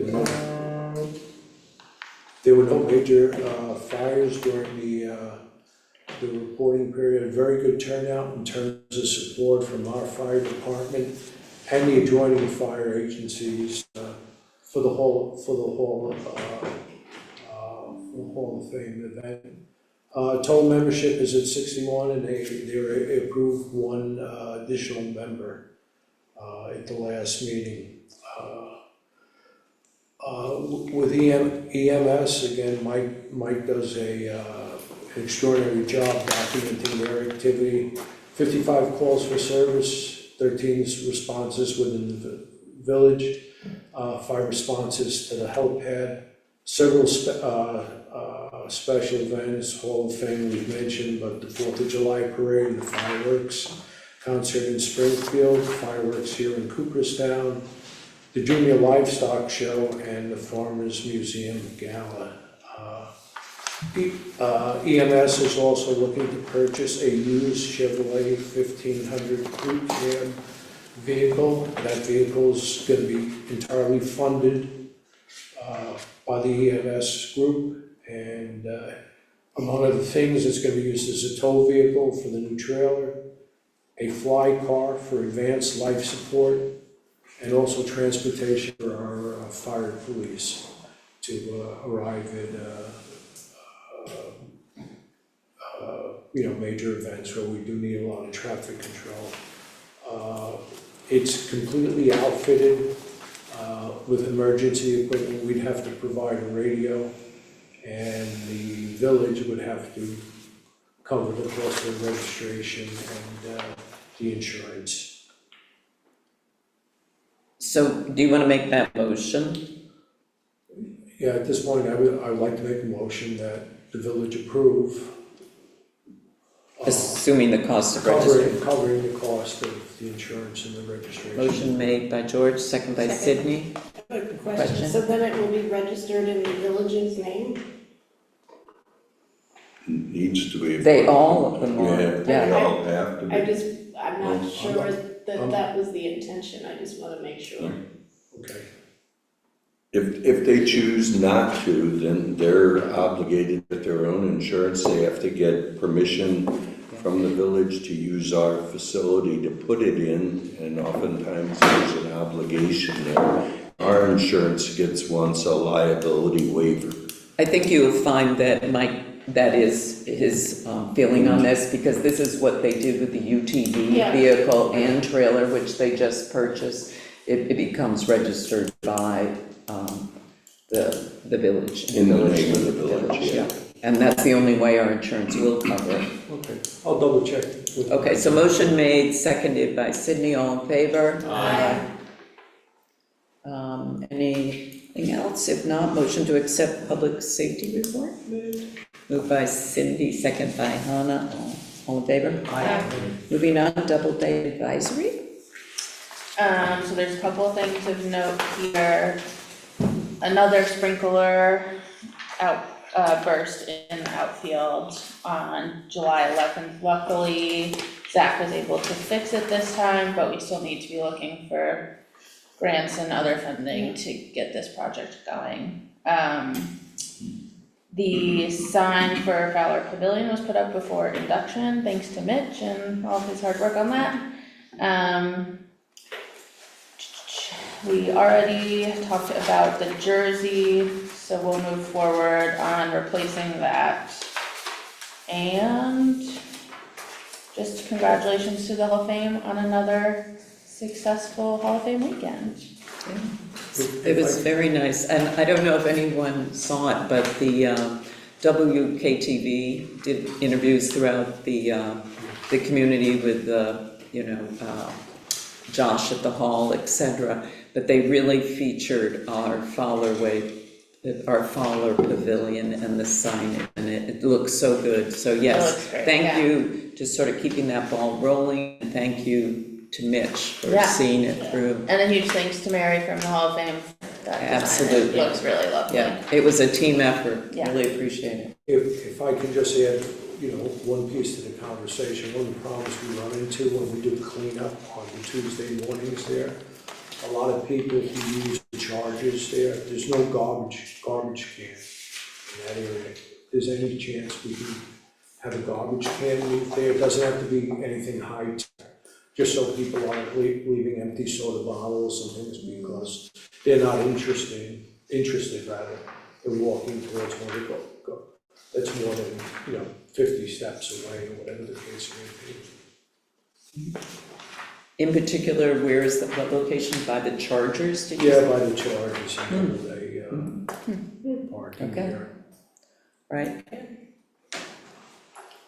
Weren't there vendors set up there? I'm sorry? Weren't there vendors set up at that area in Dublin? Yeah, but this is all the time. Oh, just in general, Yeah. not like for the Just in weekend? general, Okay, it wasn't special Gotcha. event. thank you. Yes. all right. Thank you, Hannah, for following up on that. All right, motion to accept Doubleday report by George, second by Sydney, all in favor? Moving on to streets. So just a few things to highlight from the minutes. We'll be considering an engineering proposal for the South End project for $187,000. That's actually $20,000 over the budget for it, which is very exciting. That sells I will let you know that the trolley had a very good induction, as many of us did, but the trolley did exceptionally well, so more on that next month. And then one thing that came up today is that if you look in our law at the areas where parking is not allowed, no one ever thought to state that parking is not allowed along Pioneer Alley. Probably because most people would never think to park along Pioneer Alley, but. In the alley or park along, in the actual alley? Yeah, so I would like to propose, so we can properly sign it, that we set a public hearing to prohibit parking on all sides of Pioneer Alley. Second. Second That would by be our next Richard. trustee meeting. What's very clear, though, is remember the farmer's market owns part of that area, and so they do have area that looks Sure. like there's cars parking there, Yes, just yeah, before this the is just on 3:00. the public part. I mean, that seems to be a rare event, but until we really define with the reconstructed Pioneer Alley, what is the alley and what's private property, I don't know if it's gonna be very useful. It made it difficult for the police to ticket today, because it's not in our law. Okay. It seems silly, because really, there's nowhere to park there, but yeah. Off the top of your head, do you know if it is in our law for Stagecoach Lane and Hoffman Lane? So Stagecoach Lane is not ours, Okay. so that one is not included. I know recently we added Fenimore Lane, because it also seemed obvious you couldn't park there, but it wasn't. So I would be happy to add Hoffman Lane to my public hearing for no parking on Hoffman Lane either, that's a good idea. I will second that also. Second, all right, all in favor? Aye. Anything else on streets? I'm happy to entertain any questions, but nothing further. Motion to accept streets report So moved. by Hannah, Second. by Sydney, all in favor? Aye. Moving on to buildings. Action item, recommendation of the board on estimate of $1,500 to get the, the case redone, the end of the staircase. They've received an $800 donation to go towards the work. I'm recommending to the board to approve reimbursing the Art Association for the repairs and have the Finance Committee review this request for recommendation. All right, there's the motion, second by Cindy, all in favor? Thank you. I'm sorry that went as fast as it did. I just had, what is our situation now with reimbursement of It's not a credit against the rent anymore, Joe, because of the new Gatsby law. Right. So this would be funds from the buildings line, from 22 main line, would be used to reimburse. Okay, as opposed to our doing the work, why are we doing the work in the first place? Procurement issues? It is easier for the art association to undertake this particular task than for the village to. And we can oversee the quality? Much the same way we did on the windows and previously. All right, so motion was made and seconded, did we approve that? You just approved We, it. okay. Couple other highlights of the meeting. We had an elevator problem, a belt broke. We luckily had a spare belt, and Mitch is ordering multiple spare belts so that they hear in the future. I know. This is a problem because of the nature of people not using the elevator correctly, but then again, it's not it's a learning curve for people, and they just don't know, and they don't think to look for instructions. I certainly don't enter an elevator, I think I know how to use an elevator. The library closed because of excessive heat. We're gonna bring this up again next year in the budget planning, and everything else is in the draft. The building committee felt that they did not, unless something specific came up, they did not need to meet in August. All right. Move to accept. Second by George, all in favor? Aye. Moving on to treasurers. As you see in your agenda here, we have the email to us was the IBC Wealth Management Labor Service statement for June of 2024. The Finance Committee reviewed the bank reconciliations at the Finance Committee on Thursday. The sales tax report is not in yet, although we got an indication it's either $46,000 or $47,000 for the last week of the fiscal year, that is May. Which put us ahead of our budgeted amount. We have action items for refunds for rained out Doubleday field games. You'll see the Rockland Pirates for $600, Thomas Whiteman $1,200, the Shawnee Cow Tippers for $60, the Cooperstown Backyard Barbecue $600, and the Hudson Valley NABA for $3,000. I move the approval of those refunds. Second. I just had a quick question on that. I don't know if you know, Jenna, but the June 30th one, was that because it was a tournament and they canceled? Like June 29th was pouring, June 30th was a beautiful day. I don't know that. Marcia handles all the refunds, so I don't know that answer. Well, are you suggesting that they may have played some of the other games? I'm not suggesting that they played them, I'm just curious as to why we refunded on a beautiful sunny day. Was the field like not playable or? Oh, that's a possibility, yes. And if it wasn't playable, why was it not playable? Just so we can fix it for the future. Yeah, I mean, Zach and Marcia have better answers. So to follow up on your point, these refund decisions that come through our deputy clerk, but the Doubleday Field staff, do they have any role in vetting them or how? I believe Zach Zach helps makes to the make the call. determination, yeah, I mean, he calls off the rain games and determines whether the field is playable or not. So Yeah. there's no real, I didn't. I'm not there saying wasn't a don't refund question. it, but my question more is for, like, was this a tournament and did we have to refund the whole thing because they had to cancel day one? And if so, is that part of our policy or is that something we should look into? So I guess it's more a question for myself to bring to Doubleday Committee. Okay, because that is a lot of money to turn back. Right. We don't have a and it is policy. 2 days. And we do have a policy, don't we? We do have a policy, and I'm just curious, I don't think it says anything in there about like if you're rained out on day one, are you still, if day two is beautiful, do you? Yeah, do you cancel the whole thing? Right. We certainly want to make our policy so it doesn't cancel on a beautiful day.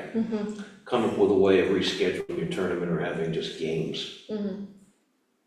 Unless they're coming in from Yeah, it says they're coming Wappinger in. Falls and, you Yeah. know, Yeah, how are they gonna know that the field's gonna be playable? That's why Zach makes the calls Yeah. on these, so probably. we'll assume All right. that was fully vetted and we'll include that in. Well, Hannah is definitely looking into it. She said she would take that up, so she'll be looking at our policy on that. Well, we have a motion and second to approve these payments. Are we going to exclude that payment, or we? No, No, No, okay, so we're, okay.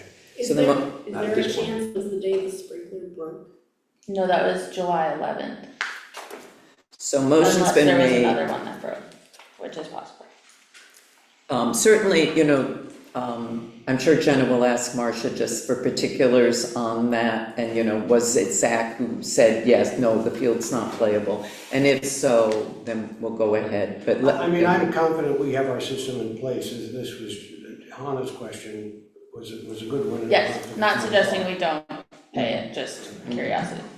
Richard, if our system as it is now relies on Zach said to refund them, so for this purpose now, we have to approve the refund. I'm not suggesting we don't. all right, so motion was made and seconded, all in favor of Aye. those refunds? Aye.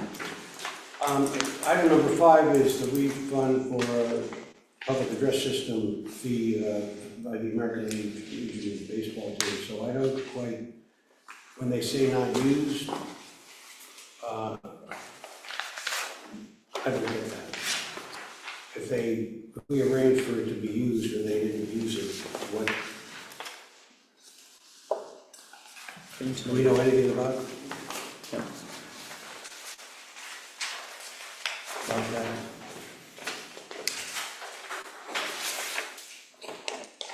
No, why don't we approve it, and again, Jenna will follow up and ask Marcia for more details on the PA system. I do know that both our scoreboard system and our PA system have been hit or miss, so it could have been non-functioning. I see, okay. So I'll move the approval of that refund. Second. By Richard, all in favor? We have a lengthy report, the Municipal Municipal's market update that's available for review in the Treasurer's Office. It shows the performance of our holdings. So that's available for use, but we didn't circulate it, go through the trouble. There's a lot of color code parts and so forth to make it difficult to reproduce, or expensive at least.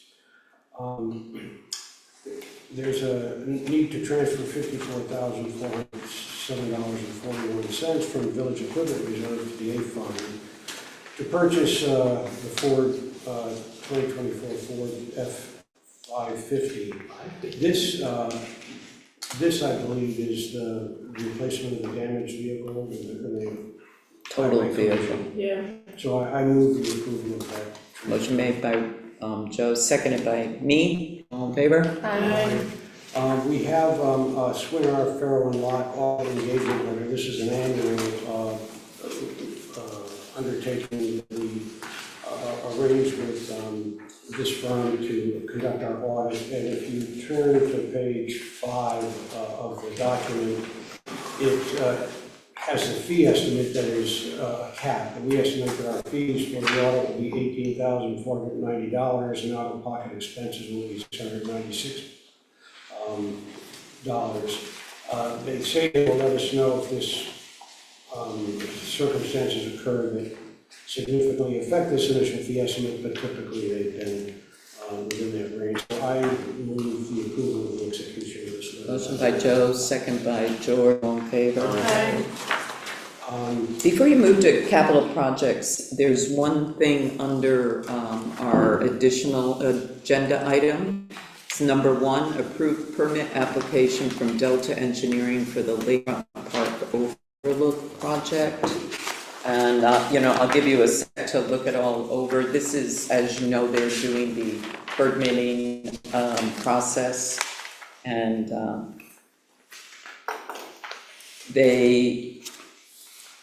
the individual who's doing this is not going to be in the office tomorrow, and they wanted to submit it. They said it was a draft, but I didn't receive anything else by the end of today. So please take a second and look it over. This is, It's on your additional agenda, it looks like this, yeah.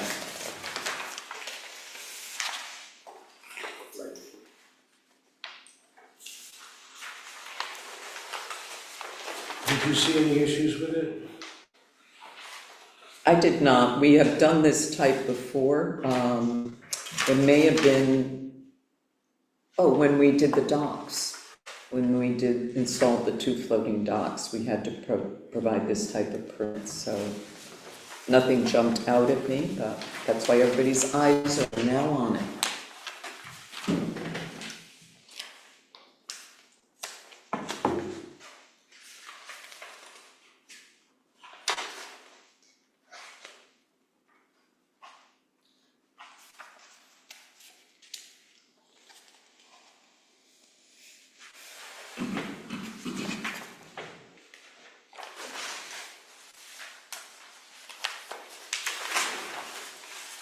You know, I've had a number of questions, there's such misunderstanding about this project and the feeling that this is project far into the.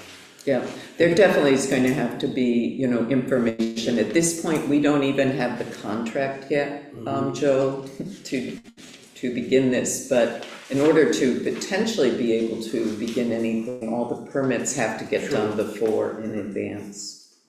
No, I have no objection to this, I think I'm fine with it.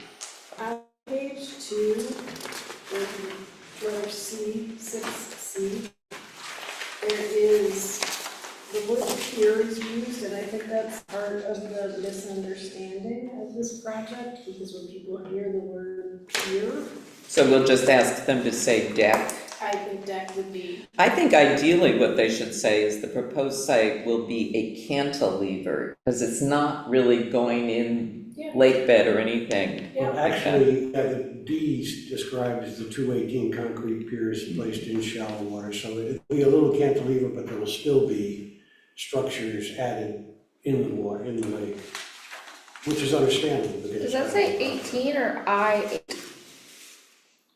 Say again? Under 6D, it says 2, maybe it's just printed wrong, but it looks like I8 inches instead of 18 inches. Oh, maybe a typo, but it's. Just for 18 my inches. own. And Ellen, again, on page 3, letter I, peer is used again. Turn that Okay, off. which letter, I'm sorry, I? Turn that off. I'm sorry. Yes, letter I on page 3, peer is in the first one. Platform. Yeah.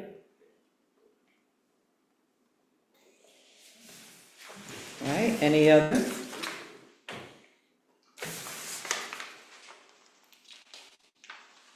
So we've had 2 changes, 6C, cantilever platform, 6I, platform.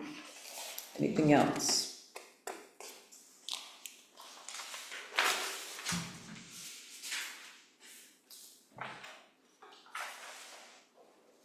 Need a motion to approve? Motion for the village to sign this. when we sign. Yeah, I'll make a motion for the village to sign and submit the joint application form. Motion made by Cindy, second by Sydney, all in favor? Aye. Sorry to interrupt there, Joe, I wanted to say.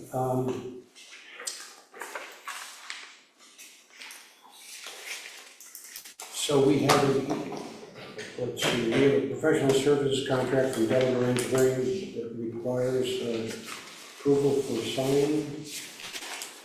And that's not that's for our INI study, and Right. their contract is not to exceed 60,000, which is the amount granted. Moved and seconded, all in favor? Aye.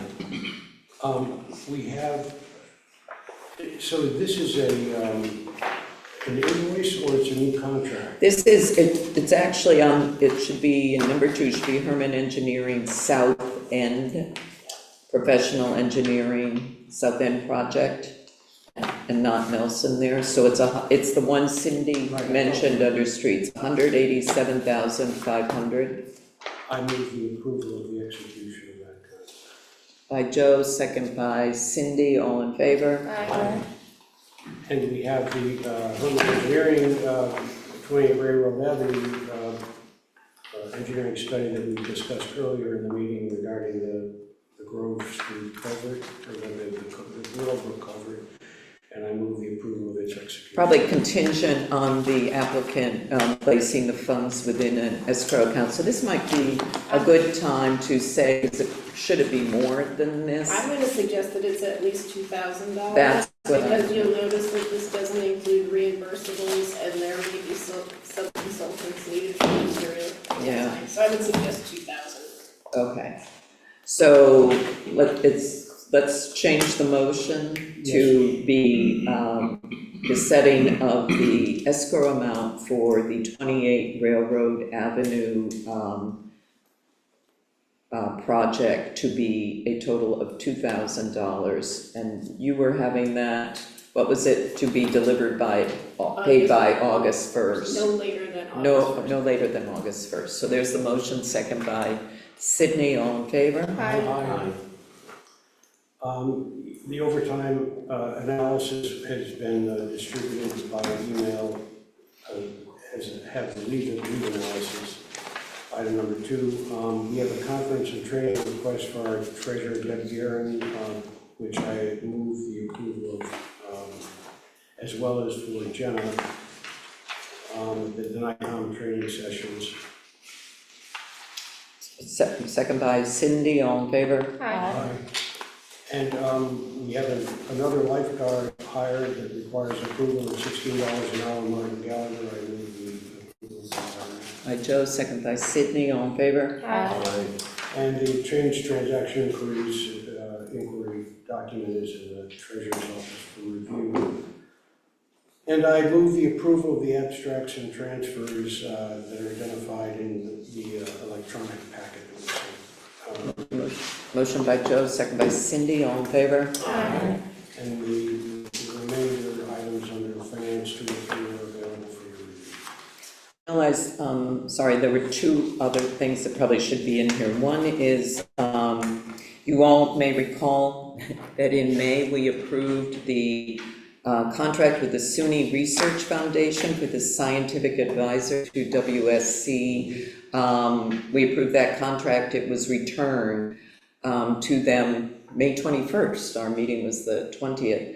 And then I kept asking for the signed contract back and reminded them that our payment was due, our $5,000 by July 31st. And I reminded them, they sent the contract, and I said, this is what I sent you, you didn't sign it. So it went back, and that took several more weeks. And just today, they got the totally signed contract back to me, but they still haven't invoiced. And I said, you knew that tonight was our meeting. So the contract was approved by this board, but we will not be meeting before July 31st. So I would like approval to pay the village's share of the SUNY Research Foundation contract for Dr. Yokota's services in the amount of $5,000. I'd like to move to second. And will that be subject to getting an invoice for it? Excuse me? Will that be subject to getting an invoice for it? We do want. Yeah, I mean, we won't pay it, we can't pay it till we get the invoice, but they said this morning that we would have it, so I'm very hopeful. So motion has been made, seconded, and all those in favor? Aye. All those who abstain? Cindy's abstaining. Also, on that additional agenda item, we have the resignation of our park supervisors, so I make a motion, we approve advertising the position of park supervisor due to that resignation. Second. Second by Sydney, all in favor? Aye. And did we accept the treasurer's, okay, treasurer's report? Second by Richard, all in favor? Aye.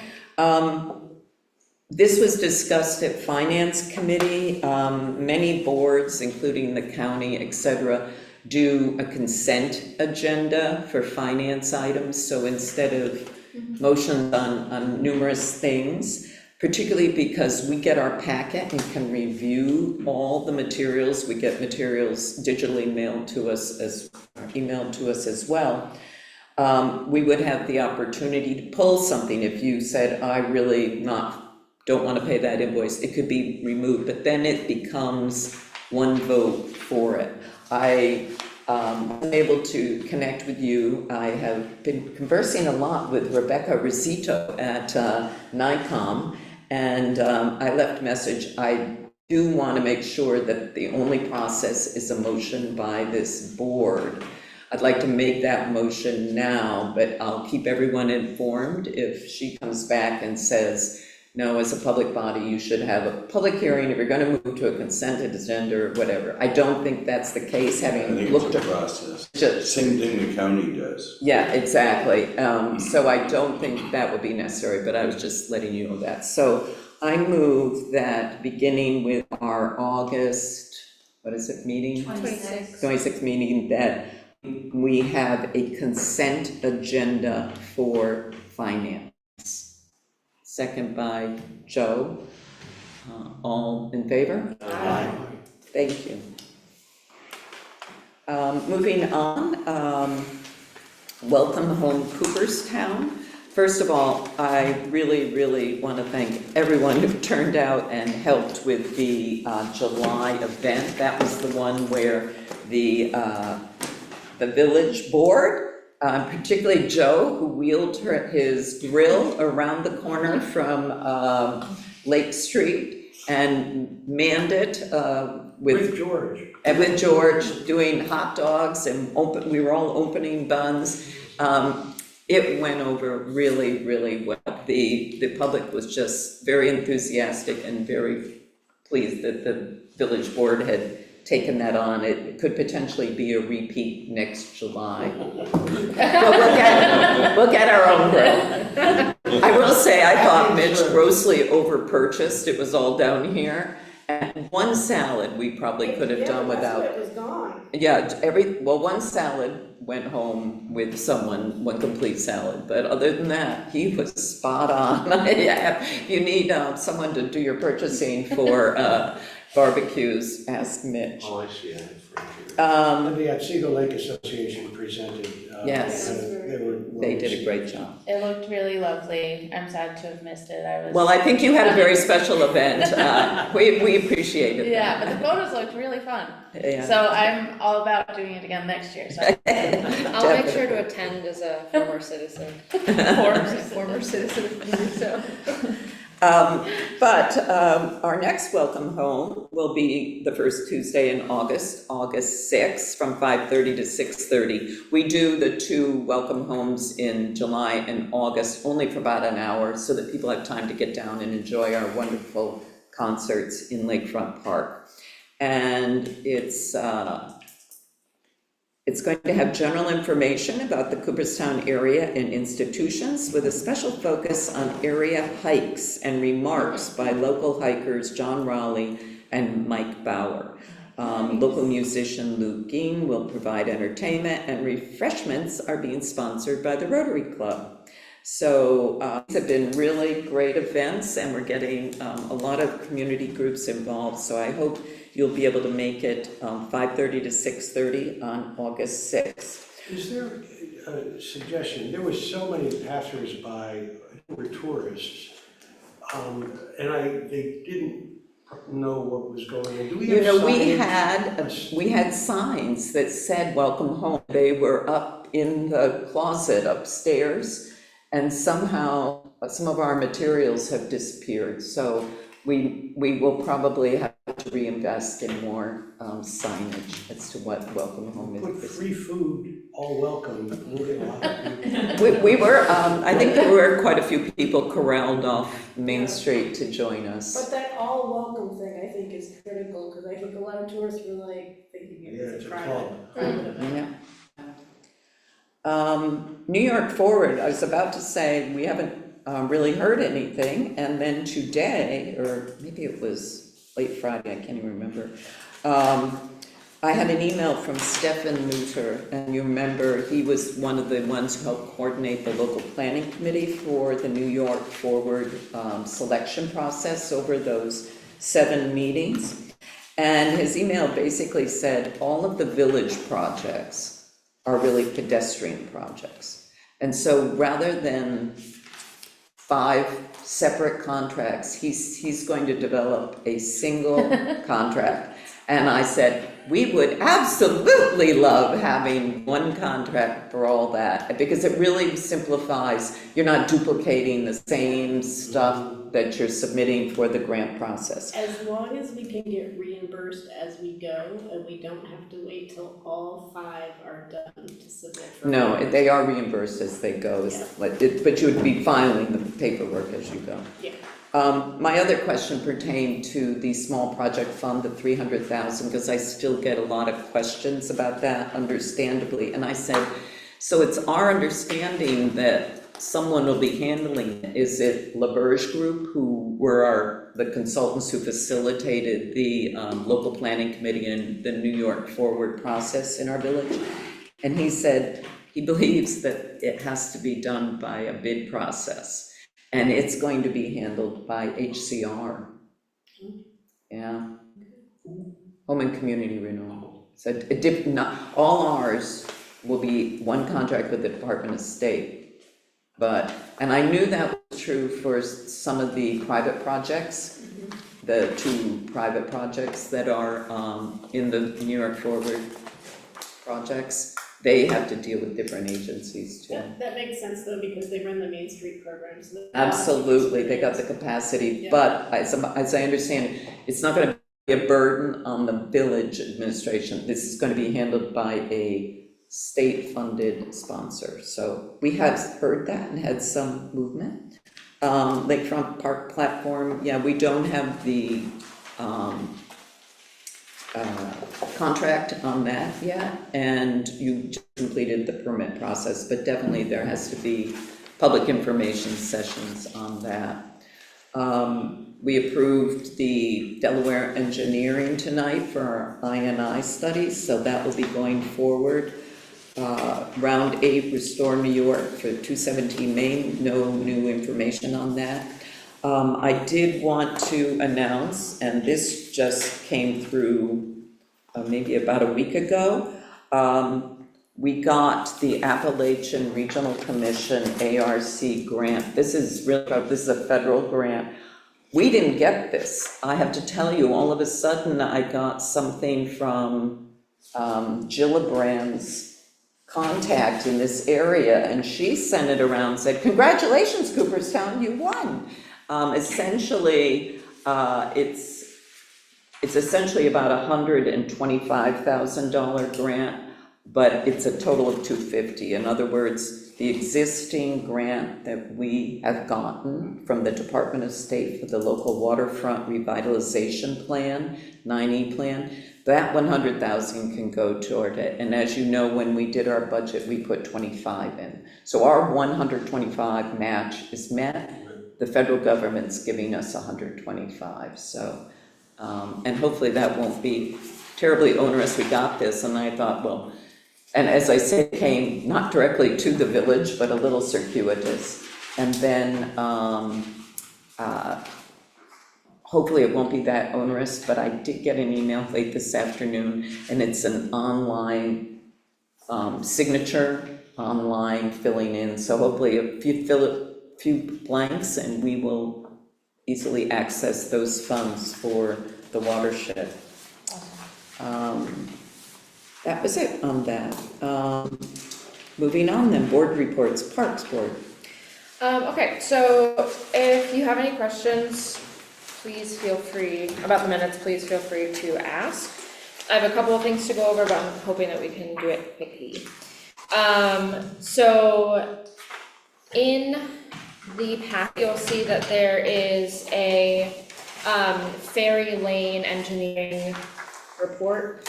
It's right after the Parks Board minutes.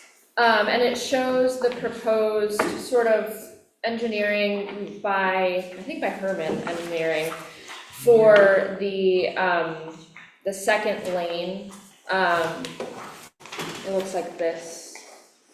It's like a map. Yeah. Has Somehow everyone, they didn't make it to mine.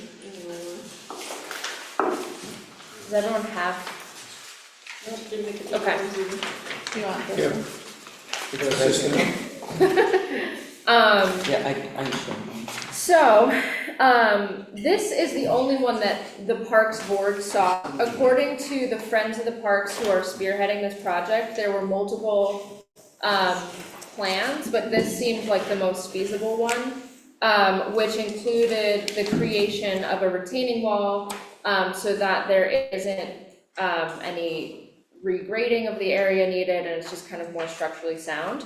I wanted to bring it to you all to get your thoughts. And I will say, in the minutes, you'll notice that there were some questions that I asked Tom specifically. I haven't gotten any of those answers back yet, specifically, how long would a retaining wall of this stature last for, and what does the maintenance of that look like?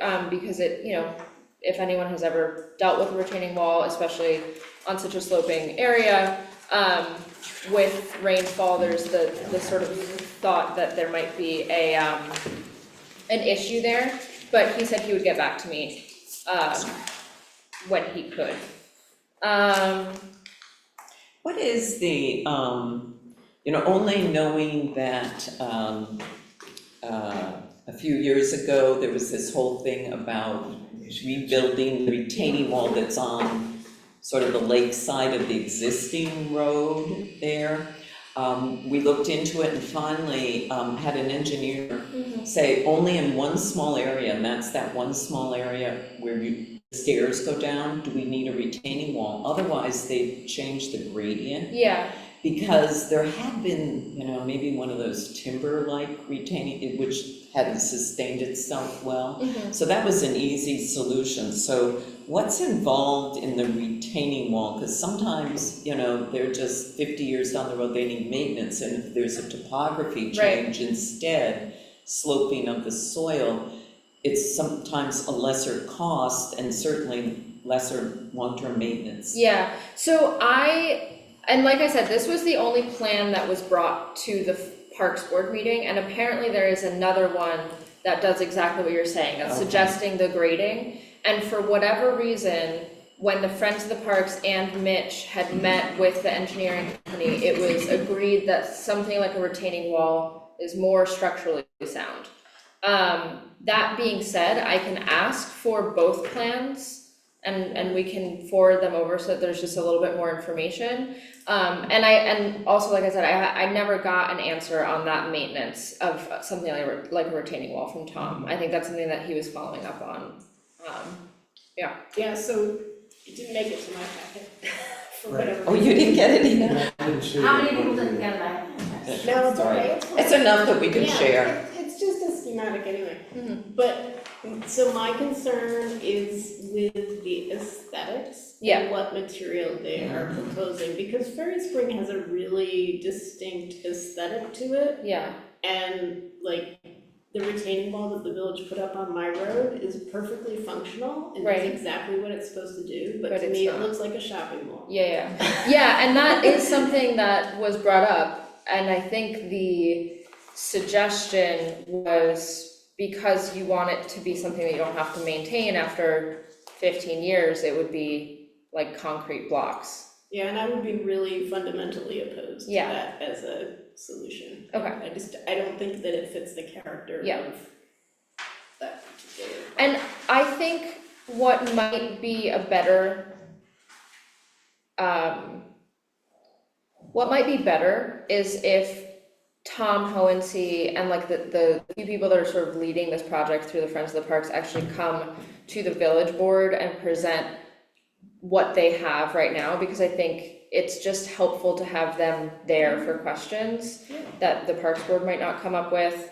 And I can ask him to send the schematic with the grading rather than a retaining wall as well.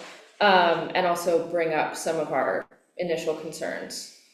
Cause yeah, it would be very shopping mall. Yeah, and I think too, because this now becomes the entrance, it's the gateway to Right, the park. it's kind of like setting the tone Yeah. for what to expect, and Right. I think we've invested a lot to make Fairy Spring sort of this like really fabulous, like, I mean, it's its own entity, and I think it would change the nature of it a bit. Okay, so I will bring those concerns back to Tom, get more information, send it along, and suggest that maybe they come to the next village board meeting and give an update with the information that they have, if you feel that is helpful. Yeah, I never think it hurts to have everybody hear the Yeah. information Okay, before it goes back to a committee. awesome, I have a question, or Yeah. a comment. Out at 3 Mile Point this weekend, dock looks great, screechingly hot. The Excuse me? lifeguards are reporting that they're having to wet down the dock because it's very, very hot okay, on the feet. And also, I couldn't believe it myself because I think I'm pretty steady on my feet. It is one tippy device. People of a certain age rock and roll. So, in terms of, Yeah. I was surprised because it wasn't that rough. The water wasn't Yeah. that rough, but it was pretty Yeah. tippy. But the more substantive is thing the is, heat, yeah, on the caretaker's cottage, yeah, there's growth all along the gutters. They need to be Okay. cleaned out. There are little saplings coming in, so. and you're talking about the caretaker's cottage at, 3 Mile. 3 Mile, okay. Yeah, and we can also, I know the company that created the dock has, like a mat that we can possibly purchase. So we can talk to Mitch about seeing if that's something that we can do. For next year. There used to be the Seisel mats on the wood dock that were great. Yeah, I think that's, and I think that would very, very quickly But not ease black the rubber. heat. No,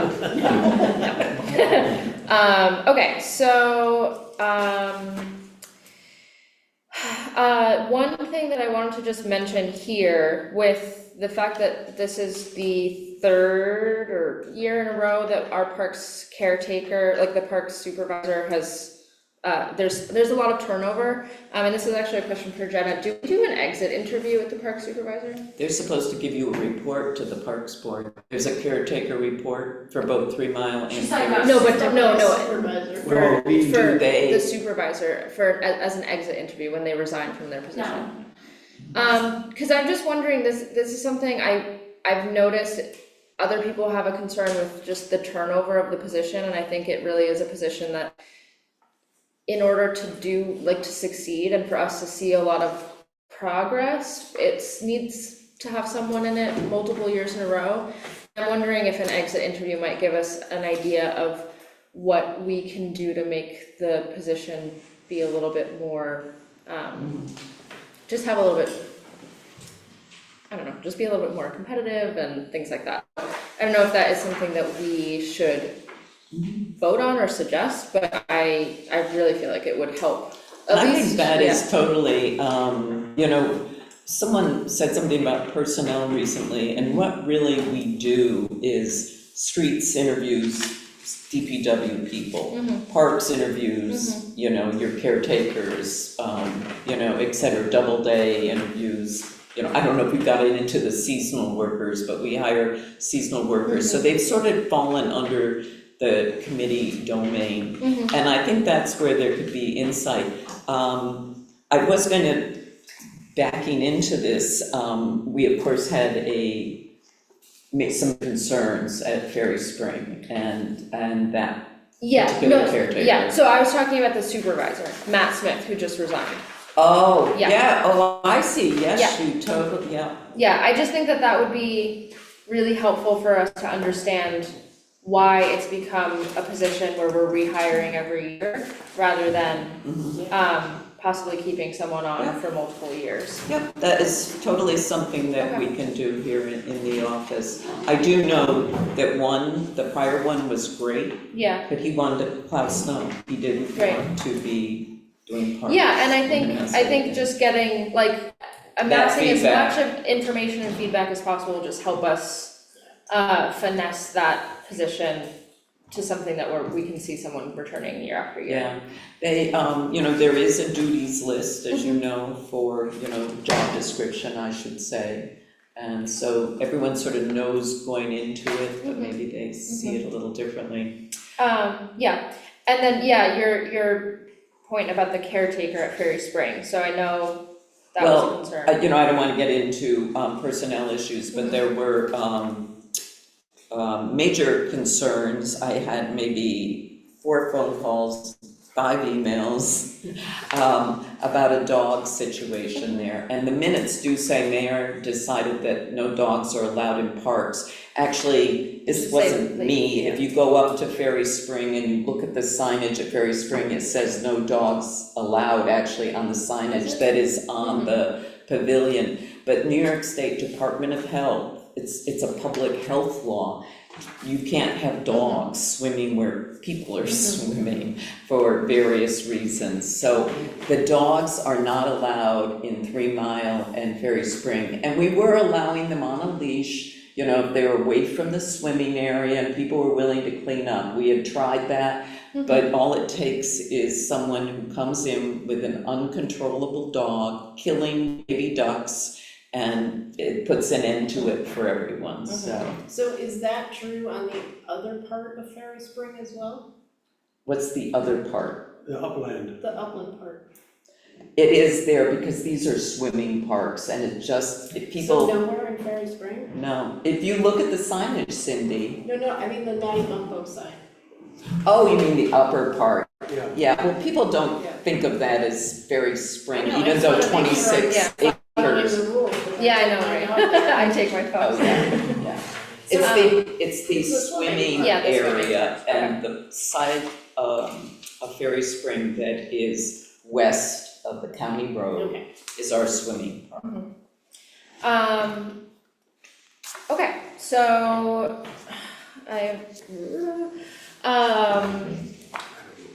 the Friends of the Parks have agreed to purchase umbrellas for Pioneer Park.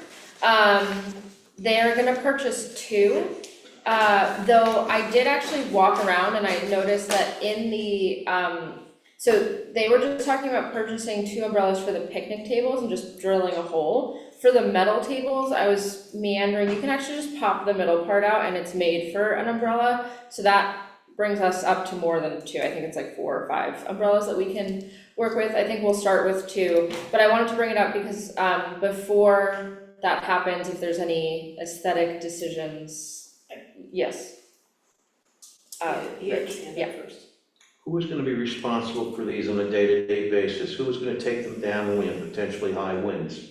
Who's gonna put them back up where they They're gonna be connected to a very heavy platform on the bottom, so the idea is that they're not gonna have to be taken down for high winds. I've never taken my umbrella down, I just close it. Yeah, I think close it, yes, Yeah. that's. Close it, No, not yeah, take it that's down. the Yeah. question, closing Okay. it.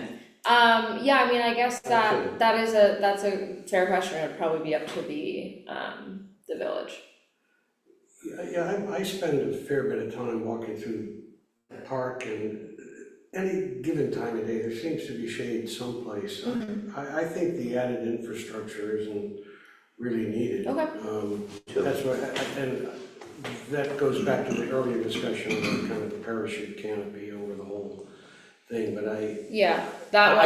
I think what is more of interest to people are more places to sit, because it's a very popular place, I think. Okay. I mean, we can bring that back to the board and see how the Parks Board feels about, rather than asking, or, leaning more towards, purchasing like another seating area rather than umbrellas.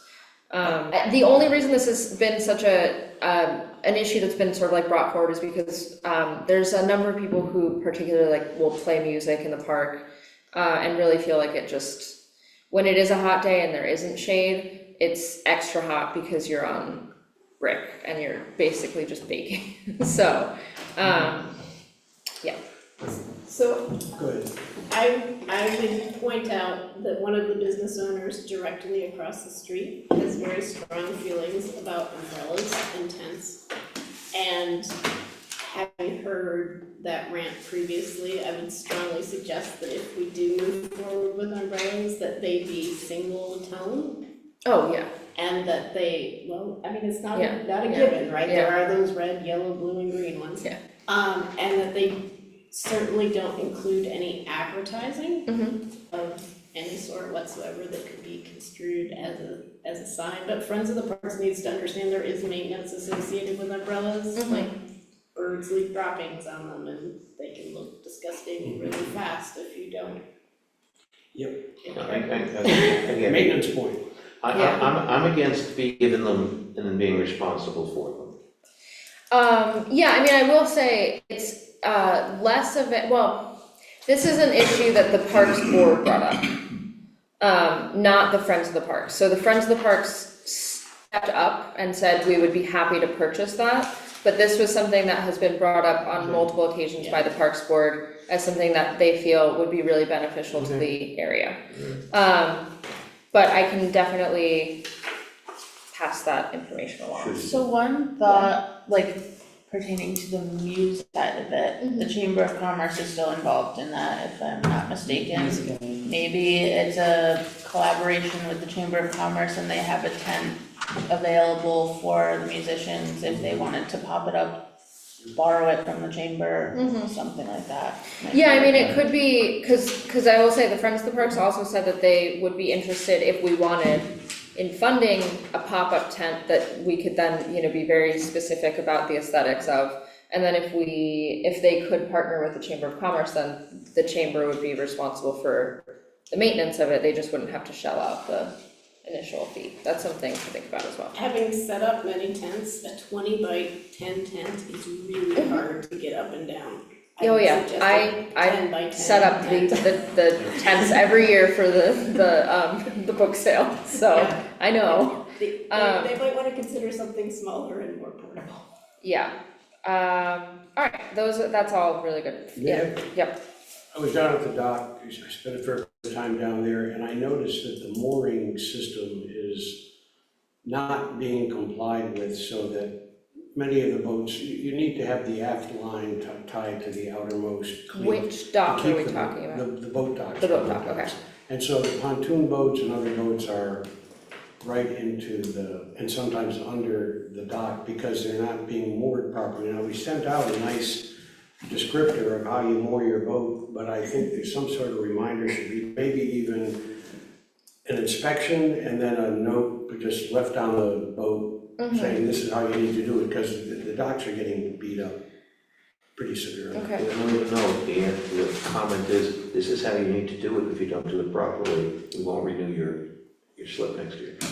Where's that? So I would have another suggestion as someone who has a boat there, and that is that we allow people to put tires up so that their boats don't, depending on the shape of your boat, it's really helpful to put a tire on the dock. Right, there is that, but the battering effect, I mean, when those boats get rocking and they're bashing into the dock, it's.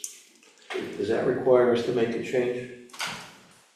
When I initially asked, I told you couldn't modify the dock into these. I think that you would end up with a lot of modifications, and I know the river cleanup that Rotary participates in, one of the biggest things, Tires. like 35 tires, I mean, it's just ridiculous in that river, so you can imagine what's in the lake, when they get bounced off, so. But if you do it right, there's a way to put some sort of cushion there that protects the dock. Yeah.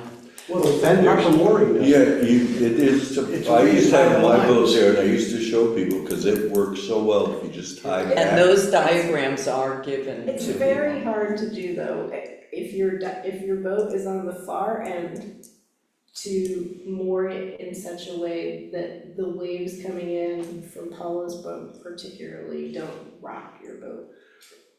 Fair enough, but they can be kept. Why don't we, you know what, we'll have Mitch look at that's the great. docks, and what we did, we had a major cleanup, if you recall, a few years ago on our boat docks, because people were subletting them, or, there were real issues, so we probably need to have that summer check by our police department of all the boats to make sure that they're legal, and they could also be looking at that. Just an example of how it gets fatigued, one of the fingers broke off last winter, I found it over at the golf course. Yeah, So it's, yeah. I think we know. Okay, I have 2 more action items. Quick I know, ones I then, know. give the action ones. Well, I mean, not action items, but things to bring up. So, there was a swims grant that was passed along. I just wanted to mention, I just think that it's not worth applying for. I think that we can actually like dig ourselves into a hole that doesn't look good. And then we'll be annoyed because you'll have left us sitting. Yeah, I mean. And then the final thing is, the facilities committee at the, of the school board met, and they are very in favor of the dog park. However, they are confused as to whether or not they own that land anymore. So they suggested that we have a survey done, which I don't think we wanna do. And the Parks Board suggested that maybe Martin could talk to the, like the legal team and also the facilities committee there to walk them through, they have all the paperwork. So this There's a is, survey on it. I know. I Did know. they ever give us though, you know how they're one goalpost? No, and Mr., what was his name, Murphy? Yeah, He was the one dealing with it, and then he retired. yeah. And so. It's hard sometimes with the changing board there Yeah. and all, because that field, they actually have athletic play and goalposts on village land. And we said, we have no problem, as long as you know, this is identified and you can leave the goalposts there, but you have to Right. kind of Provide us with the insurance and Right. kind of indemnify us that if kids run into your goalposts, we're not liable because you built it on village land, we're willing. That has been, I bet you that's been 8 years, so. So here's what my thoughts about this, is that regardless of a dog park, it is now confusing as to who is owning this property, why are we maintaining it if we have nothing to do with it, which we do have something to do with it legally, because we have a permanent easement. So I think that needs to be clarified. It doesn't matter about a dog park, I think it just needs to be clarified, because if we did want something else to turn up there, there's gonna be a lot of confusion. So that's the Parks Board recommendation, is that Martin, please Yep, can you okay. clarify? Yep, yeah. Okay, because other than that, they are fully they're more than supportive, very excited about this idea. So that's all I have. And that's it with the parks. Thank you, Yeah. Sydney, very great. Motion to accept the Parks Board by, second by George, all in favor? Aye. Water and sewer, Water and sewer. One of the report is here for your review, all highlights. We're doing, pursuant to the EPA directive, a survey of service lines, water service lines into homes to detect which are galvanized or lead, which will then set up a process for replacing them. We've got about maybe 50% done so far. Our deadline is October 16th. So we decided to publicize the program on the village website, the Facebook page, to get people to contribute. They can take a picture of their service line and send it into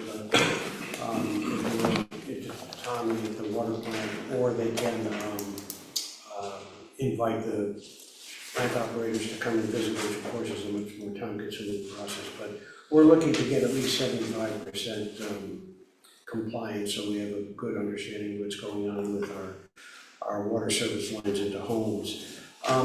I saw an article in the Los Angeles Times about sewer treatment plant testing for COVID. And I brought that up at our last meeting. And our plant operator is a little concerned about being a responsible party for carrying out that kind of testing, but I think there's a I was told Syracuse University has a program, a protocol for testing. And the principal question for me is, do we want to enable data gathering of COVID presence through our water, through our sewage treatment plant? To me, it seems like a good idea for public health purposes to do that. And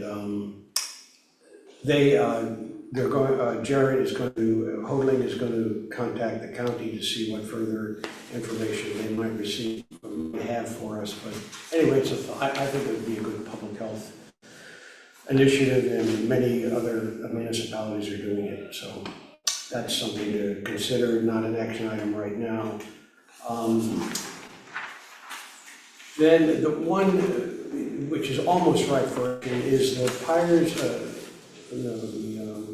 Bowerstown fire hydrant, the one at the extreme end of the system, is non-functional right now, and when it is functional, it's low pressure. And the cost to replace it and make it a functioning low-pressure hydrant is considerable, probably in the neighborhood of $8,000 to $10,000 when all is told. And so the suggestion has been made to decommission it. And we are awaiting a letter from the fire department confirming that they have alternate means of fire suppression without relying on that hydrant, even if it is repaired. Yes. Where exactly is that hydrant? You cross the bridge and you go up the hill a little bit, and it's on the right by the driveway that takes you up eventually to Jane Clark's field. That's a rough. It's on the right north side of the road? South side. The Clark Gym side of the road? Which is the south side of the road. Yes. Yeah, that's the south side. Okay. Does this hydrant service the Clark Sports Center in any way, shape? No, it's a spur off of the line that runs. It's over in Bowerstown. Yeah. It's on 33, not on. Oh, on 33, I'm sorry. 52, actually, Route 52. Is there's another one on, There's am I one that thinking of a goes different down- one? Okay. There's one that goes down to 33 as well, to the Clark. Is that one functioning? Yes. Have we received the fire chief's? We have not, that's why I Yeah, said it's so- not for action, but I just want, this was in the Yeah. report, I wanted to let you know, because it is a safety issue. Yeah. That is the extent, I think, of my report. Is there something going in Village Voices which goes out this week regarding the line inspections? Because presumably people who pay their water bill will get Village Voices. Well, we could do that again. Somebody was mentioned in our meeting, thought the other social media, No, I'm just redundancy in this case. Currently, there is no article going in, but somebody, I can try to contact somebody about getting one in. But So if right you now- want to pen something, it's already on the website and And it's on Facebook. So it's basically, you could just put together Yeah, something if you wanted. to get to that. I'll get you. I need something by Thursday. Thursday? Mhm. Okey-doke. And Joe, regarding COVID testing, it might be worth reaching out to Oneonta to see what their experience has been with COVID testing and whether they are still doing it or not. I don't know the answer to that. All right, motion to accept water and sewer report by George, second by Hannah, all in favor? We have the Watershed Supervisory Committee, and I do want to remind you, hopefully everyone's gotten them. Everybody, all the trustees were given the same materials in your mailbox that were mailed several weeks ago. They're actually really good materials to all 375 camps, septic systems around the lake, with information to post. Did you know that Otsego Lake is our drinking water? You know, so very good materials went out, and you have the minutes of the Watershed Supervisory Committee there too. Two minor things that got thrown in at the end. If you recall, last month we approved being a sister city to Netuno Italy. And everyone's quite excited about the potential field trip. But this morning I got an email from someone, and they're actually going to send kind of official documents. And they said, but at this point, we would like to know what is your official seal. And they sent Natuno's official seal. And they did this, and I thought, where did they get that? Jenna went on, and of course, this is destination marketing. This is Cooperstown, so it says, it looks like us, and I really like it. It has the little hop, flower there, and Otsego County down here. We don't necessarily have an official seal that looks pretty like that. We do have the embossed seal for the Village of Cooperstown. That's like the corporate seal, which is kind of interesting if you've ever looked at it. It's got a bunch of farming implements and probably some related to the hop thing. But any sort of thoughts? Yes, let's ask Oliver to design it. What? Let's ask Oliver to design it for us. Well, this is a logo, Yeah, I'm not still a saying- flag. No, I know, but still, I think he only does flags. Yeah, I think we should have a logo. I do And too. I think we should probably, because this was being forced to do it, consider replacing the Indian hunter on our stationery. And Yeah, I I would, 100% agree with that. yeah, and I don't know what it could potentially be. Obviously, the one thing I like about the county one is it's a subtle play of a baseball. Do you see that? Yes, stitching. We could have a competition. I like that. I think that's really, Mhm. that's kind of fun, Logos. yeah. Yeah. And I So who also, wants to kind of organize that, put the word out? What committee? I mean. You're gone. I know I'm gone, I would do it though, that's like totally what I. Does it Well, fall- who's our design expert on this Does it group? fall under community and? I'm an art historian. That's our Let's only put it there. design person. Yeah. Let's put Yeah. it You got a in. couple of days left. Yeah, we'll put it on there. I'll do it. Though there are elements I like of our seal too, in there, yeah. I like the idea of it being something that's coming from, like the community of Cooperstown rather than, I do like the county one, but I think it would be more meaningful if it was designed by. Yeah. So I will let her know we're working on a seal. A nice one. We're 240 years old, but we'll get it. Is there a timeline by which we? She want- did not say anything. So Have something that features a. when does community and environment meet? See, I 19th of I'm in the Hall August.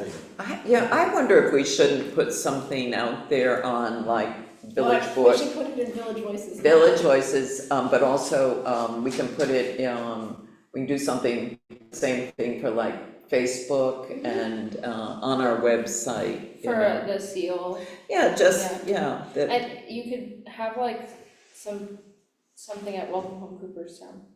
excuse me? You can have something at Welcome Home Cooperstown, that's like, Yeah, Yeah. so we just Promoting. have to, by Thursday, we have to have the specifications of what we're looking for. yeah. Any sort of guidelines and a due date, right? Okay. Elena, And, do you need help? I can help you with my few Yeah. days left. and one other thing, we're having a bid opening for, if you remember, we went to bid for the Elm Street sidewalk between Pioneer and, Susquehanna. And the bid opening will be August 6th at 2 p.m.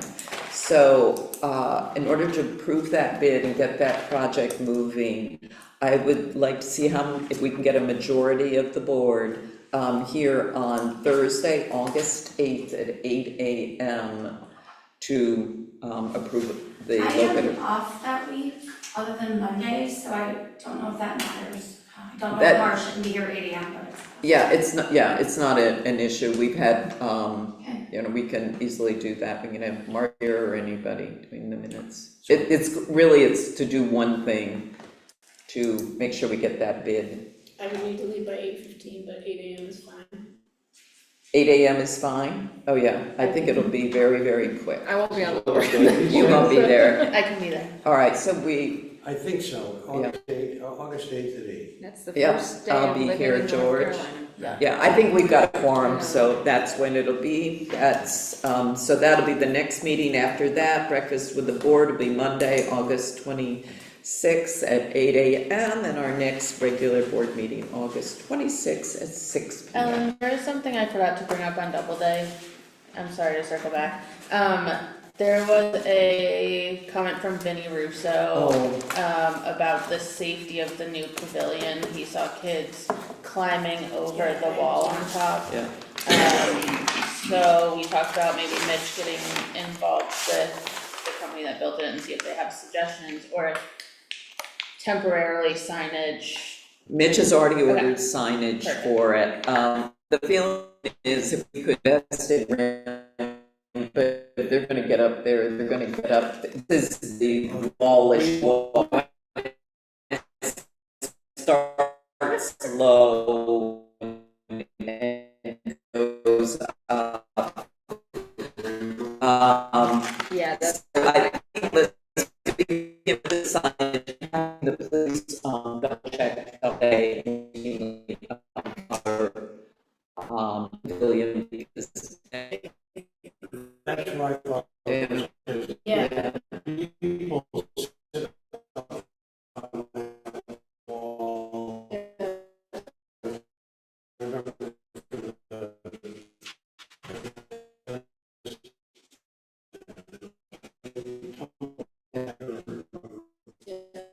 And climbing on the beams